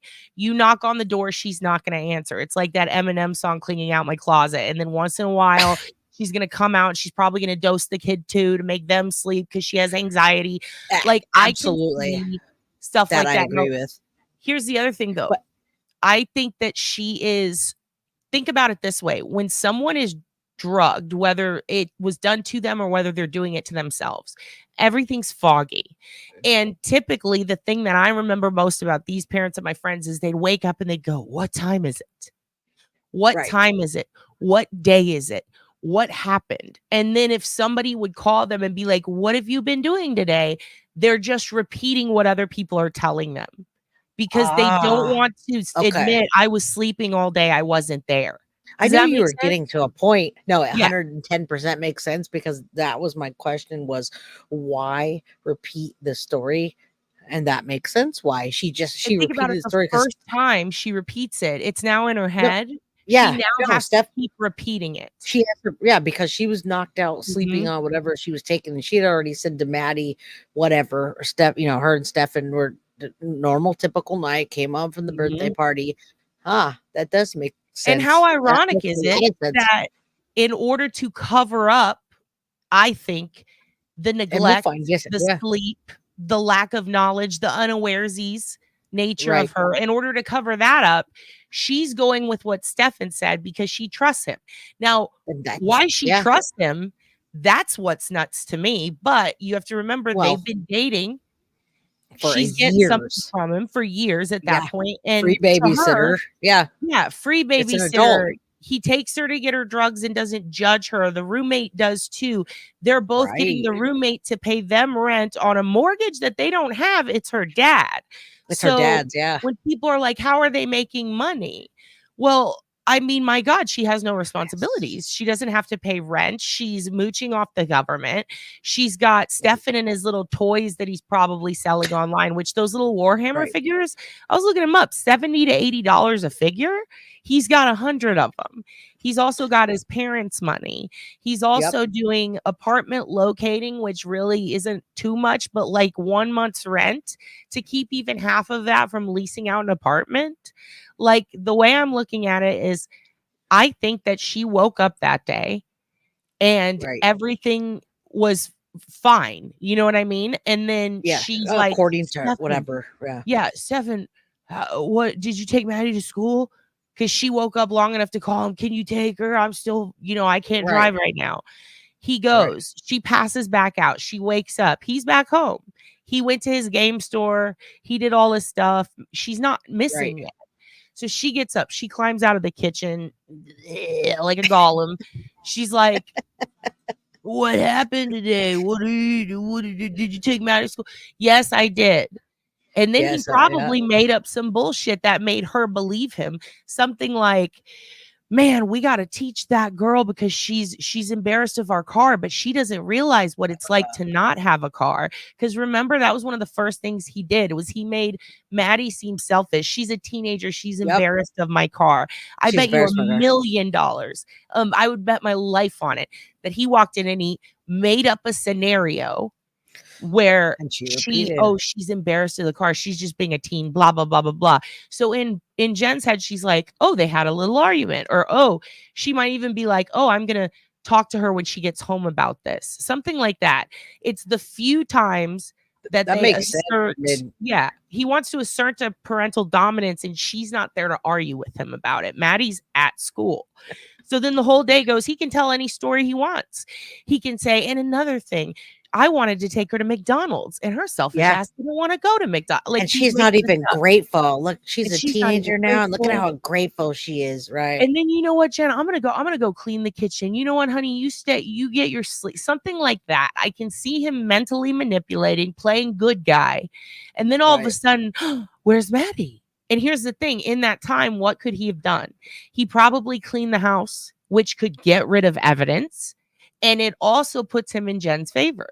Now Jenn's like, oh, you know what? I do need to have a talk to her. Stefan's so great. Look at him. Look at him cleaning the house. And then after that, he probably went and he's like, oh, I'm going to go and, work on some Warhammer shit, or I'm going to go look at whatever apartments are leasing, or I'm going to go look for a job online. And in that time, he's dumping data. He's reformatting his disks. He's trying to get rid of all this evidence. She's knocked out. She's asleep. She's doing her I'm a mom on pills thing. And then all of a sudden the evening comes. Day. Where's Maddie? Well, remember this morning we took her. Well, we're going to have to report her. Well, my sister and my mom are doing it right now. I just called them because I don't know what to do. This never happened. Did anything unusual happen? Well, like I told you before, she didn't want to get dropped off here. So I took her to the church. And then he looks at Jenn. This is in my head. This is what I think happened. He looks at her and he goes, oh my God, if they call the cops and tell them, they're going to put it on me because I dropped her off. I would never do anything to her. I just want the best for her. Jenn, when they ask, just make sure you tell them that we dropped them off. And then she's like, oh, okay, of course. Are you sure you did? Yes, absolutely. Don't you remember? It was 8:30. Oh, was it? Yeah, no, I was knocked out. Well, you can't tell them that. They're going to think that you're neglectful. So you need to tell them this time. So now she's afraid that she's going to look like a neglectful parent. She's also under his thumb because he's created the whole story this morning. She's also not disagreeing with him because he could be right in her eyes. She was messed up. We saw her consoling. We saw her consoling him, and because he was crying, poor Maddie. She really probably did think that he cared about her, and he did care about her because she gave him a lot of pleasure. She gives us a lot of joy around here. Mm-hmm. And even more, what if he comes and he starts panicking, he starts crying, he's like, why aren't you panicking? Why aren't you crying? And now he's gaslighting her. Oh my God, I must be a bad mom. Why are you freaking out? Because I know I dropped her off. Or aren't you freaked out? Aren't you? Like, he's making her think, oh my God, you're not panicking enough. If I were a parent, I'd be panicking. I'm her step parent. I'm panicking. And now Jenn's like, oh my God, should I panic? Oh my God, I think I'm panicking now. And now they're both panicking. And then Stephan starts getting worked up. This isn't good. This is Florida. Do you understand the area she was in? What if this happened? She'd been talking about running away. Let's go look on her devices. And again, this is hours later. He could have done see all this. He could have deleted everything on her device. And now Jenn only has this one little bit. And she's like, oh my God. She said she might run into the woods at one time, but there's nothing else to indicate anything else. And then he's like, you know what? It'll be okay. We can pull cameras. We can do this. I'll help them. But here's what you got to do. We got to stick together because you were asleep and you could get charged with child neglect. She look scared the whole time. She looks scared. And she starts shaking. And I couldn't tell they're going to put this on you. I'll protect you, but we got to stick together. Here's the story. That I agree with. It wasn't my daughter was missing scared. It was scared for herself. And I just can't figure out why. Like, what are you scared about for yourself? Like, what involvement? But her being drugged up is the one thing the roommate told me, is that she was drugged up, like pills all over the counter all the time. And that's what stuck with me from your interview. That's where all this came from, because I couldn't figure out why a mom would act like this. And then when people were saying, well, maybe she's, she could be bipolar, she could be this, she could be that. And some people were saying autism. And like, I got a bunch of autistic friends and family members, bipolar friends and members. I got friends whose parents are on pills. When I'm looking at it, the one that looks the most 100% this is possible is her over medicating. And to be clear, I'm not saying, when I say she mooched off disability, I'm saying that for a reason, because she had opportunities. No, she did mooch off it. She really did. Yeah, and she chose to mooch, and then she doubled down. Else. She did under the table stuff too. She doctor shop. I was told, right? Thinking that you're going to get in trouble for that, and thinking your kid might have run away for a day, not knowing that they're dead. Just thinking they ran away for a day. You don't want to go to jail for a week because your kid took off for a day and you were a neglectful parent. We see all the babies on the news that wander out. Someone in the neighborhood finds them. Have you seen that video? A whole white baby, bro. And it's a guy and he finds a baby. And they're like, what is this? He goes, it's a whole white baby, bro. What do I do with this baby? And he's holding a baby. And it's like, hey. And they're like, Where was it? It was in the highway. There's a baby on the side of the Fitzgerald Highway, bro. It's a famous video because these kids, they stop and they find a baby and they're like, hey, listen, we're 6 African-American kids in Georgia or wherever, and we just found a white baby. A baby. And we're carrying it around and we don't know whose baby this is. We need to call the police. And they do. And the police come and they're like, where are these freaking parents? And then the parents end up, I believe they went to jail for a few days. So like, this is the stuff we see on the news. She's not thinking I'm covering up for my murdered child at that point. I think she thinks she's covering up for her neglectful ass and for, just her kid maybe running away. And then to find out that your kid is dead and you're still on the pills and you're freaking out and you're all over the news and everyone is treating you like you're the next Casey Anthony. At that point, I would have a mental breakdown. And she did. She went to she checked herself in for a day or two from what I heard from that side of the people that know her. It wasn't very long. And I don't think, and people were saying, oh, is it to get out of jail time and so forth? No, I think she really just truly had a breakdown.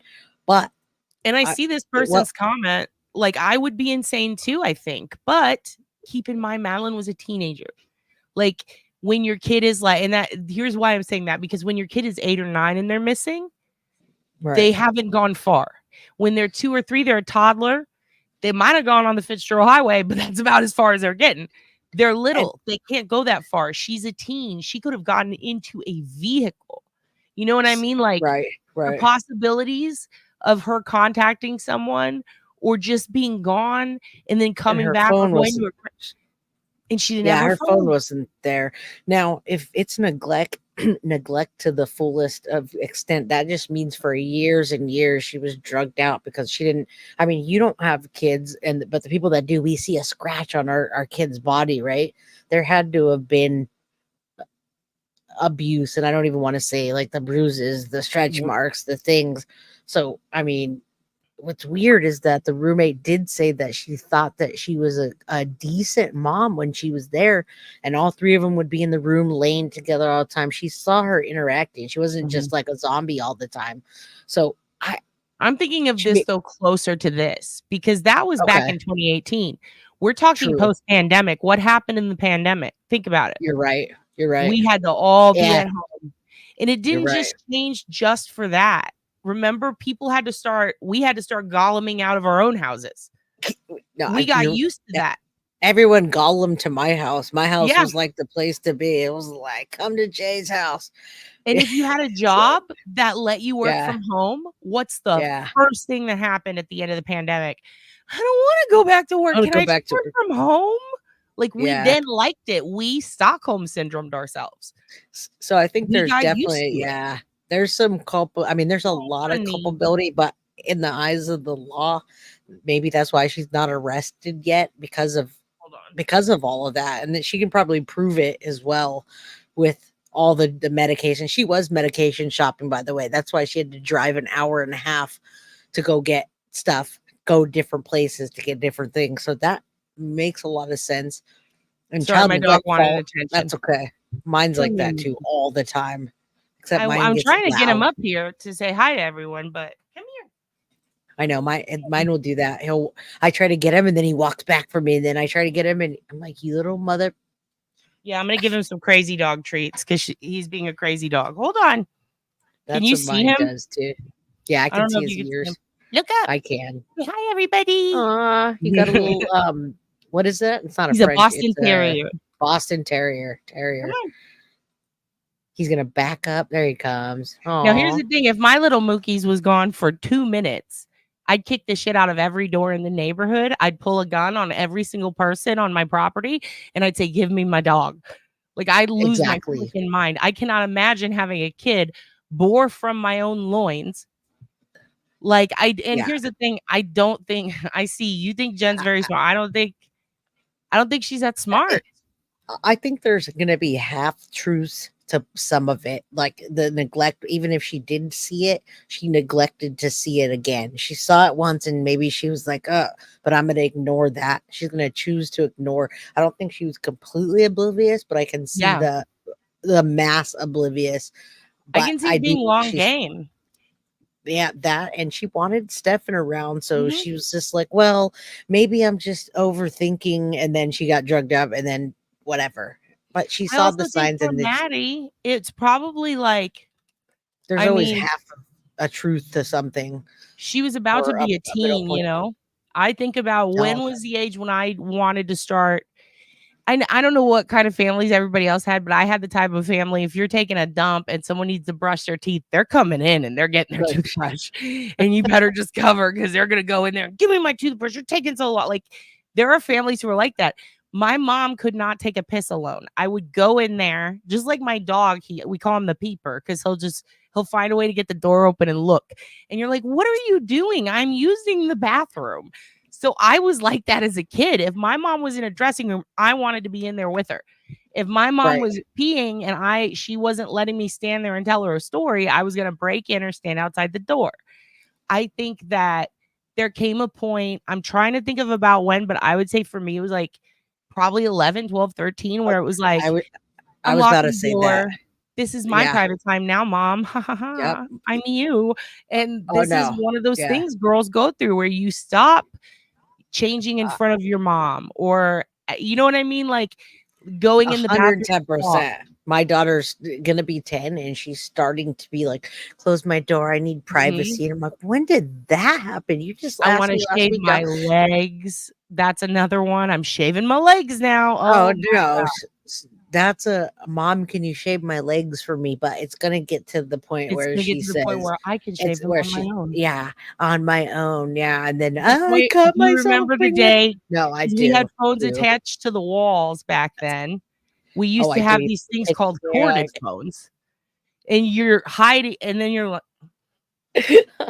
and then it became, hey, what are you doing on that corded phone? And it's like, get off the phone, mom. And if someone picked up the phone in the other room, they could hear your conversation.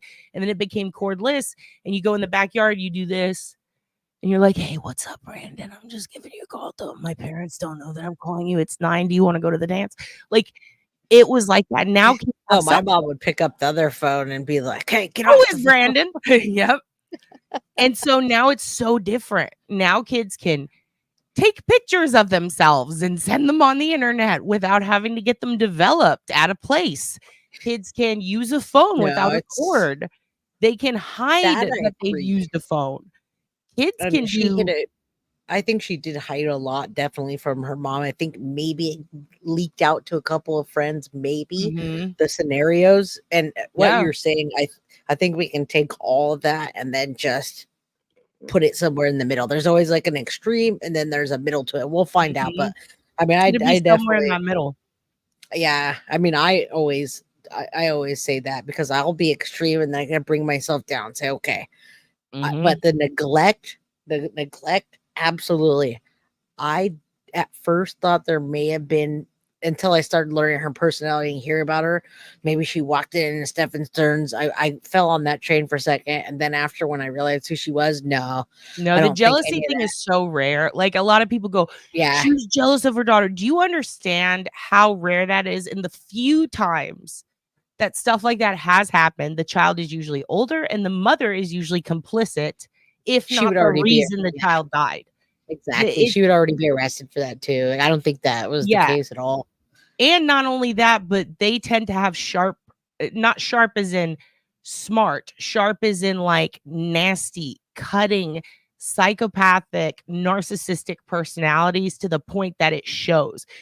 I'm talking about a Lucille Bluth from Arrested Development. I'm talking about, honey, even you're getting Jen's cracked, mom. like Even terrible Jen's mom. mother.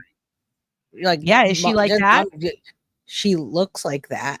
Well, I hear Yeah. she's like Yolanda Zambrano. I hear she's really cutting. It was really hard on Jenn growing up like that. Still hard on her. I think that's why she wasn't at the birthday party, by the way. And we will find that out That later. actually makes a lot of sense Because because Jenn's personality. They had 2 different birthday parties. One, a little one at the house, and then grandma had the showing. It's my granddaughter's 13th. I gotta show off to the so And from that's what so I hear, common. The narcissist, crazy mom with the cutting personality who's really mean tends to have doormat daughters that will believe anything and tend to and we're fall gonna find for out. losers. Yeah, we're gonna definitely find out when it comes down to it. But as we see that she hasn't, neglectful, neglect right now is what we have that, and you can still, even if she was just on drugs and repeating a story, she still hindered the investigation. So I hope they slap her with that too. The In my last opinion. person who you had at the bottom, whatever the last person said Yeah. at the bottom, can we go back to that? They had a really good point that they had a mom like that who was abusive. My bio mom was jealous of me, but she was also abusive. And He was also abusive. See? The ones that not are just jealous are neglectful. not just neglectful. If anything, sometimes they're too into your business and they're stealing your boyfriends. Does that make sense? Yeah. They're more likely to hurt you in ways beyond Right. physical. Like they'll also mentally manipulate you. They'll tell you that you're a loser. They'll make fun of you. They take apart your personality while taking part in multiple kinds of abuse. I don't think Jenn was that. I think that she did love her daughter, but she was flaky, space cadet-y, and she was taught to be a narcissist. That's just my opinion. I don't think she was born that way. I think she had a narcissist in her family or somebody who treated her that way. And to her, gaining maybe a personality beyond potato or an independence was trying to. I like the potato.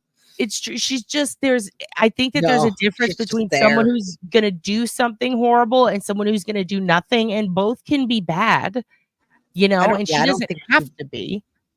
But I don't think took part in No, I don't think so either. Maddie's life at all. But I do think that her repeating the story hindered things, and she trusted him way too much, and that's what got think she this whole repeated that situation. story to protect she did herself. 110. She 100. Yeah.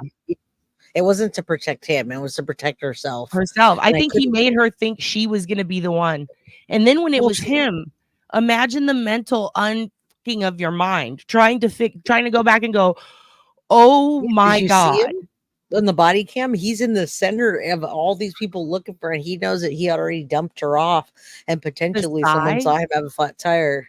Do you remember when she got the phone call and it was the principal? Yeah, and he stopped breathing. Yeah, like everything stopped. And then he goes, oh, and he does this. Yes. And he makes them they think, found a body.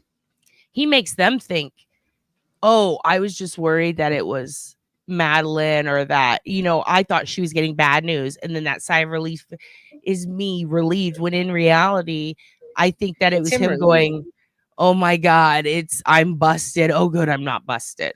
Of course he thought he was, but he had already dumped her. So if someone had found the body, that would have been a call. We found your daughter's body. And then right then and there, they would have probably they didn't take the phones yet. Miriam has a good point, but let me pose this to you. We saw pictures and video of Maddie at her birthday. Why didn't you notice anything on Maddie? Right. Yeah, Miriam? Why didn't I? Why didn't Jay? I noticed. Nothing. We saw a video. Did you see a bruise? Did you see a mark? Did you see any reason to be alarmed? I see people online. I see the pain in her eyes. Oh, shut the.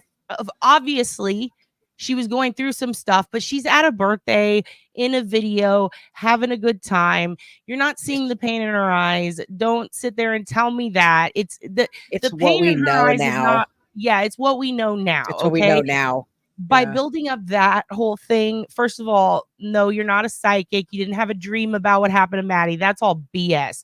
What happened in reality was this little girl was obviously abused for many years. Her mother did not notice the signs. None of us saw the signs when we watched that video, did we? I didn't. Like, really genuine. Did you see a bruise? Did you see a mark? No. So I think what it was happened. It was under the clothes. She was hiding it. Or absolutely, it was just not being noticed by those who were closest to her, likely because they were on drugs, or they were just neglecting to ask if anything was wrong. Or maybe Jenn was never taught those signs. Yeah, maybe her mother never told her what to look for. Maybe some didn't parents have the don't. upbringing. Some parents don't talk about that. Yeah. Does it change the fact that she was abused and it was awful? No, it doesn't change that. She obviously was. And that she handed Maddie to the devil. No, it doesn't change that fact. Or that she repeated the story. No. Never let your boyfriend, I don't care how long you've been together, never send your daughter, who is a teen, into a room with him because you have anxiety.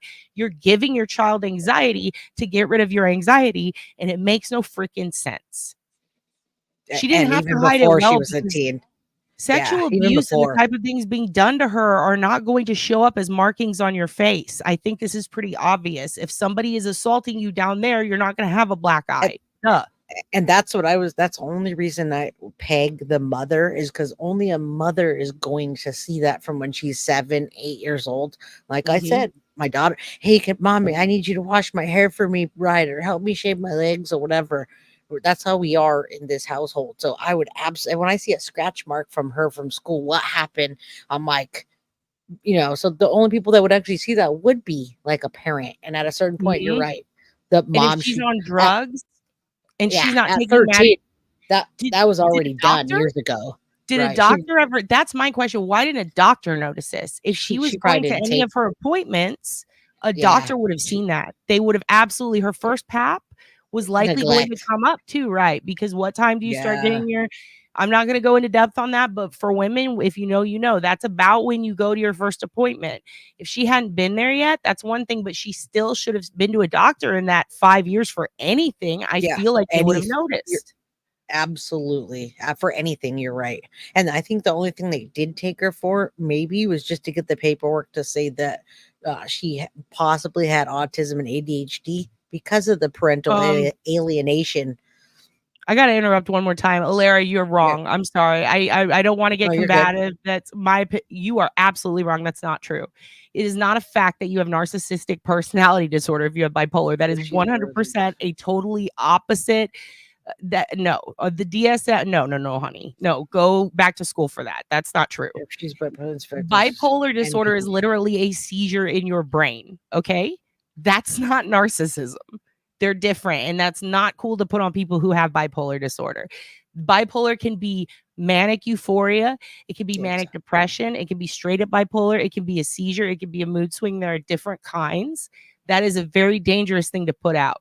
You've essentially said that because somebody has an uncontrollable seizure in their brain that all of a sudden they are a narcissist. No, ma'am.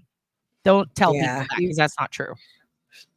Especially not somebody that remember when I told you when she comes on, she knows, she studies. Oblivious Benson studies different I have facets bipolar of family members. yeah, One of well, them you is a study. narcissist and has Yeah, antisocial but that's- personality disorder. Another one is the Doesn't. sweetest person on earth, cannot control it, and they have bouts of extreme depression.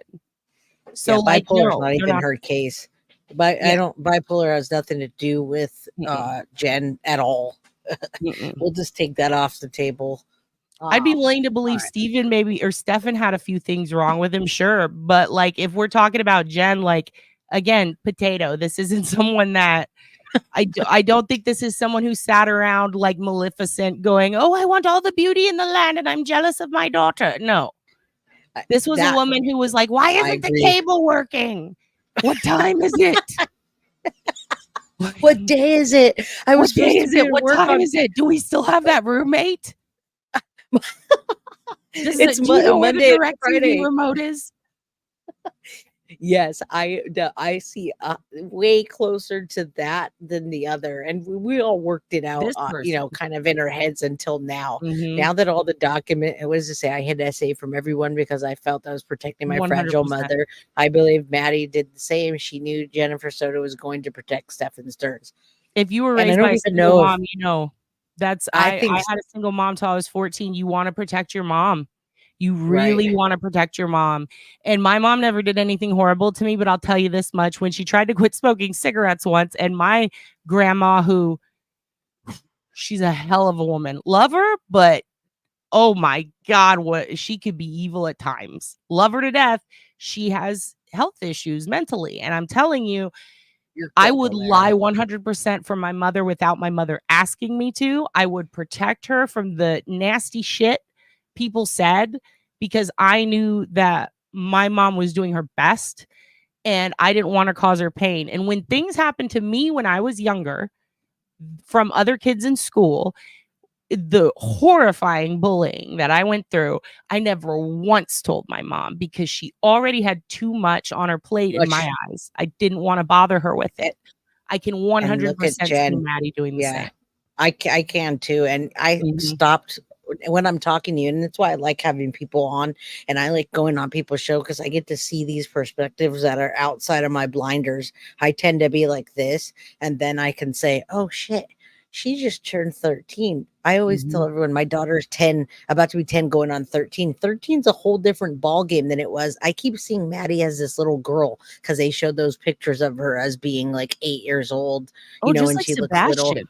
Did you notice Yes. that Sebastian Rogers I kid? did know it. 15. He's not. I know he looks. He's The tall. last picture, He's handsome. He's looking like he's he's like in a a- rock band, like a like man. emo kid. Yeah.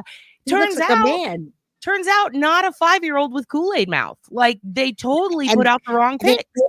Yeah. Oh, he's got chocolate on his face, and Yeah, so they put yeah. pictures of him with food on his face when he's 10, and it's like, They dude, he's did 15. do He's that. 6'1". Like, it's like that They Baron Trump kid. absolutely- You remember, you see him in all the pictures, he looks like a little boy, and then you see that kid on TV, and he's taller than his freaking dad. And It's you're like, like, oh my god.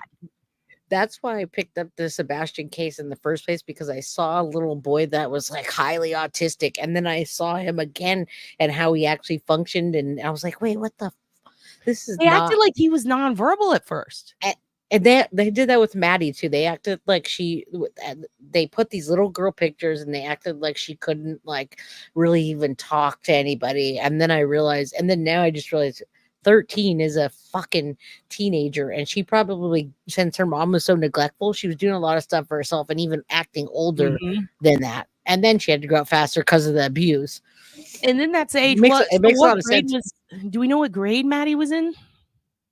Was it 8th or 9th? It wasn't high school yet, I don't think. I was a I don't year think it was high young. school. I was the youngest kid in my grade. So yeah, 14th is high school. I don't think she was in Okay. high school yet. So I She- was 8th grade, if somebody knows. I was 13 Yeah. my freshman year when I started. And so that would mean that Maddie would have been like in 8th grade. 8th grade, absolutely. 14 is like that, and her birthday was February. She went missing the 26th, but I think her birthday was like a couple days before, the 22nd. So if you Okay. think about the cutoff, she was in 8th grade. I don't think she was in high school just yet. If somebody can, 7th grade. She was actually in 7th grade. Thank you, 7th Prof. grade, okay. Frere. She had a whole Yeah, other so- year of middle school. That's such a weird time too, for like as a girl, like when you're. That's also the age when you're getting new friends, and I say getting new friends because every summer, right? You come back and all of a sudden someone's a B word. Somebody else is nice to you that normally wasn't. Like every year, once you hit past 11, it's like you're Right. starting to get new friends. It's weird that you play with Barbies all of a sudden. So now you got to hang out with these Lego kids, and then other kids are out here with Roblox, and then these kids are dirt biking. Like you're kind of figuring yeah. out, how old am I mentally? It's very And odd. that makes What an sense. interesting time. It is an interesting time, when I remember that too, and starting to like boys, them like you. I mean, even more so, right? You already kissed Yeah, the boy yeah, by yeah. what, 5th grade or whatever. But Stephan Sterns, this is going to come back to Stephan Sterns and why he ended her life, of her talking back or saying no, or just not wanting it anymore, being like, dude, I don't want to do this, whatever. You know, take Jenn out of the picture, because right now the death penalty is where Stephan Sterns is headed. And I'm thinking Yeah. about Maddie's age, and you talking about all the things going on in 7th grade, 8th grade. Yeah. I mean, what do What you a think time. happened? That's like with such a them? weird time. It's when you're starting to get your voice. And you know don't what want I to mean? do that anymore with this dude, this old dude, right? What if she did have a boy? If anything, I'm sick of seeing I'm so sick of seeing that Jenn was jealous. What about maybe Stephan was jealous? What I about think that? 'Cause that actually seems reasonable. He looked uncomfortable in one of the interviews when they talked about her having a boyfriend. Did she have a boyfriend? He looked so uncomfortable, and I have to go back. Yeah, that one. He was so uncomfortable. I think we stopped it because of that, because I've done all that with Deception Detective and gone back with these damn videos. And when they brought up the word boyfriend, I stopped it. So you're right. And That was the that's only where I time you think, see him crack his knuckles. yep, he was. Look at every I- other interview. The only one he cracks his Only knuckles time. is the only interview they bring up a potential boyfriend. boyfriend. Yep. And I think that's a good possibility of that's what happened between them two. I don't know if we're ever going to find out. And normally I wouldn't relate him to a serial killer. But I was telling Duty around this, I was like, the mentality is the same once they've killed. Once you've killed, even if it's once, you're now a killer. So the fact that he was sitting there doing that during that moment, everybody at the time, even I thought, well, maybe that's like an intimidation thing for Jenn, or maybe that's just a sign of aggression. I started to notice, well, what are they talking about at this moment? And why doesn't he do it in front of the cops? You know what I mean? In front of the cops, he's just, yeah. His hands were in his pocket. And he stayed in the same. He sat there with the phone like this, like he's like a little. He was like Ron Burgundy, or what's his name? Ricky Bobby. What do I do with my hands? Like he was just totally didn't know. Yeah, he totally didn't. His stance was just like, here. Yeah.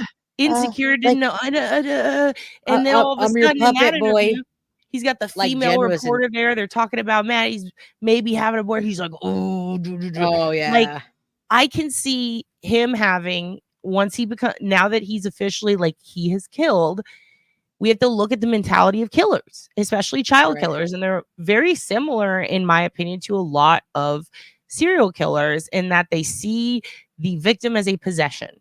He is a toy collector. He collects toys. He likes to keep tabs on Jenn. He doesn't even live with her, and he knows everything going on with her. He is someone who I think sees his possessions as very important to him. And I think he saw Maddie as a possession. And I hate to say it. I think he saw her as like his toy. Like she was this thing. And now someone else wants to be friends with, or I'm not even gonna say play with, that sounds bad, but you know what I mean, metaphorically speaking, if she got a boyfriend, somebody else is touching my things, they're talking to my things, they're enjoying my I'm 100% on board with that. Like, I think that's why that happened, was because she said no to him. I like some other boy, something. Obviously, it wasn't a planned thing. Maybe because it was he wouldn't just have done. Friend. Maybe she wanted to hang out with a friend, just a girl, friend. And he didn't want her to have any interpersonal relationships beyond him. Yeah, like, I agree. It's the same as Rex Heuermann's vision of these women he's about to kill. He knows that he's going to do that, so he's making all these plans and he's making these lists. Yes, I think the Stephan plans and the list years to do that. I agree. And whatever he did erase, we might not ever see like a notepad that he had right in his phone, because he's an idiot. I don't think he was on the dark web either. They'd been I don't think so either. They've been broken up for a while, right? They had what been. If him breaking up with her was his way? What? Because think about it, they were together so long, right? So, and nobody seems to know why they really broke up, like what the deal is, why it was rocky. It was off and on a lot, yeah. I wonder if he knew the time is going to come when, if I stay with her, I'm gonna have to silence or get rid of Maddie, or something's gonna have to happen that keeps her silent. So I think that after a few months, he realized that there's only maybe one way to do that. Maybe that's why he reemerged, or maybe it's because of a jealousy. Maybe they'd been talking and he'd been planning it. But what a weird time to leave, and then what a weird time to reemerge. And right on her birthday, her 13th birthday, and then that happened the first time they saw the pictures on the 8th birthday, supposedly, allegedly. But he wasn't gonna let that go, Kat. He wasn't letting that go. That was just a tactic. Yeah, it was. I think he took that time away to figure it out, to kind of figure out what am I going to do with this, because I have to do something. Well, if you look up the house too, it went up for sale and it was up for 2 weeks, and then it came on and they off the market, on the market. That happened twice. They didn't want him around. I don't know what was going on with him and Jenn, but we know they were both into kinky stuff after looking at some of their thing. But I do think Jenn was too much of a potato to even be freaky very often. Yeah, she liked some furry content, which was weird, but also it's so immature.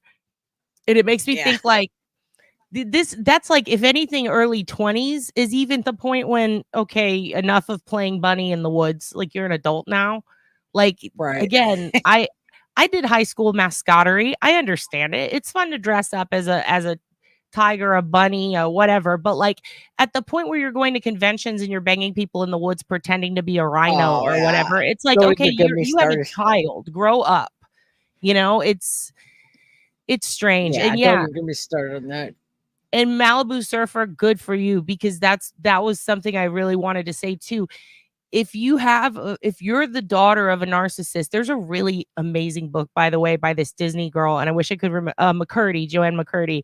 It's called "I'm Glad My Mom Is Dead" or something. I think that's what it's called. I'm Glad My Mom Is Dead. That is a perfect example, I think, of having a narcissistic mom. That woman put her through hell. That is a young girl who was pimped by her mother, literally, to Disney executives. Right.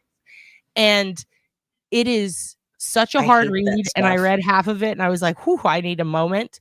I love my mom. She's absolutely not a narcissist, but she definitely put up with people who were in her life. And my mom, I think, struggled very young because she was also a teen mom to not be that doormat. And I have seen her rise into the phoenix that my mother is today. What a wonderful woman. And to see other people do that despite growing up in that environment is amazing. And right. Good on you, Malibu Surfer. Seriously, like that is very hard to do. It's very hard to survive that. It is. And there's a lot of people that come, and you're going to start seeing that too. Now that your channel's growing, people are going to come to you. People are emailing me that want to get it out in the open and come on the show and tell their story. I think that's a step to healing. And I appreciate this community because there's a lot of people that have gone through that and they've healed and they're here and they want to talk about it and they get it and they can empathize with it. And that's why I think we don't argue either on here. Some people say stupid things, but we don't argue because like everybody's gone through some shit and their perspective is so much different. And I see a way different perspective now just talking to you with Potato Head. And it's not that I don't hold her accountable. Those charges can still be the same charges, but it connects a whole bunch of the dots when I think about that version, because I didn't have that version of growing up, or like my mom knocked out, and like my mom was like, yeah, 10 every 7 minutes she'd be like, time to wake up now, honey, you have 3 more minutes to come back in, I made your coffee for you. And like I didn't have that perspective to go off of, right? But hearing yours, some of the saddest are those, you know what I mean? Some of the saddest are the people who do the worst things. Like look at, okay, you want to hear 3, I'm not going to tell you all of them, but there are 3 serial killers. If you read their childhoods, you'd be in tears. Ed Kemper had one of the worst childhoods. Worst. His mother beat him, locked him in a basement, and called his sisters to come watch her beat him and abuse him, spit on him, called him ugly. I know there was, Ted Bundy, very similar situation to actually something that I went through, where for a while I had a family member trying to convince me that my mom was my sister. And my mom luckily would never let that shit go down. It was like, no, but they told everyone that. And then it mind screws you. And then Bobby Joe Long, his mother beat him so severely, she threw him off a post. He was blind in one eye. He had a huge knot on his head, permanent brain damage, fell off a truck. She beat him with an umbrella like Britney Spears. This guy got the shit kicked out of him his whole life. And then after some mental issues, finally finds a wife. She feels bad for him. He had been through the worst abuse than anybody. And that guy raped, murdered, and killed so many women. Does that make it okay that he did all of that to those women, or that Ted Bundy did what he did, or Ed Kemper? No, absolutely not. Absolutely not. And I But covered we have both to of them. acknowledge the abuse they went through that caused that. And I actually did a full episode on Kemper, like a 3-hour long, and then a couple episodes on Bundy. I started this channel based on serial killers because they fascinate me in the way that how their mind works, if they were born, how they were, or what happened to Jeffrey Dahmer. Nothing that we know of except isolation. A lot. No. Jeffrey Dahmer's mom was exactly who we're talking about. She was a fucking psycho. No, she was a narcissist, but they left him alone a lot. I don't know. Did abandon him. And not only that, when he was home, do you remember the scene in American Beauty where they throw the asparagus? Yeah, that's true. That was his home life. And imagine your mom is also seeing visions Imagine Yeah, your his mom's mom. a You're flat right. earther. She's a fucking MLM. She's into every MLM you can imagine. She's out here talking about InfoWars. She's taking colloidal silver till her body turns blue. Like, that's his mom. I could see she was he's nutbag. he's still the least. I think he was. It was a combination of that and him not wanting to be gay and fighting his own demons with that, and then also being attracted to dead things, because he was attracted to dead things before his mom even. He was playing with bones and roadkill before. I don't know how his No, mom his treated him. mom, So maybe you're that right. stuff started young. When he was like 4 or Okay. 5, he saw his mom. Okay. Here's the other thing people don't Okay, know so is then maybe his mom drank like crazy while taking That over I- 30 prescription medications. And if Okay, she yeah, didn't that I get her didn't- prescription meds, she'd freak out. And the doctor would put her on so many she'd go catatonic.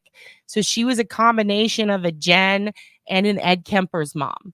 And his dad really loved him and was a brilliant man. And his dad had, I think, a hint of autism and was very into the science and was like, listen, we're going to nurture the shit you're having to put. His mom was Debbie Mathers. His mom was Eminem's mom, the exact same. Now, imagine dad is a brilliant scientist, doctor, teacher. Dad wants you to play football. Dad wants you to join the military. Dad just wants a son he can be proud of. And your son is freaky deaky and bringing in these dead animals. So he says, you know what? This is a perfect opportunity. You're going to be a surgeon.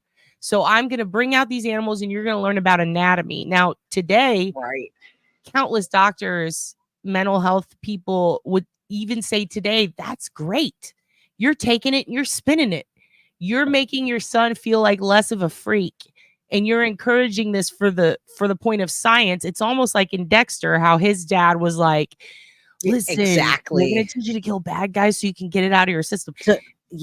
Without What do you doing do? something bad. Right. With him, it was likely, from what I think, just based on everything I know about Dahmer, it was likely the attention that he didn't get from the teenage years when he really needed his mother to before that till he was 7.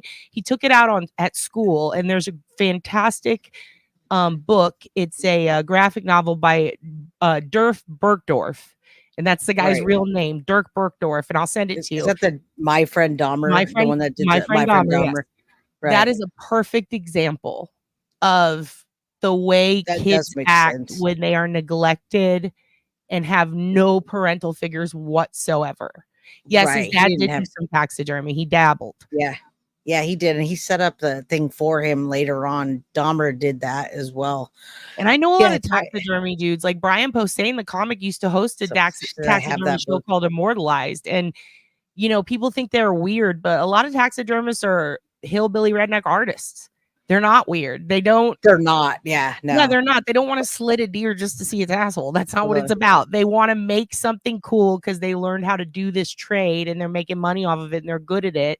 And they can almost re-mortalize animals that were once going to be what's the thing? Use every part of the deer. That was the classic Native American thing, is make sure you use every part of everything. If you're going to take it from the earth, use it and appreciate it and thank people for it.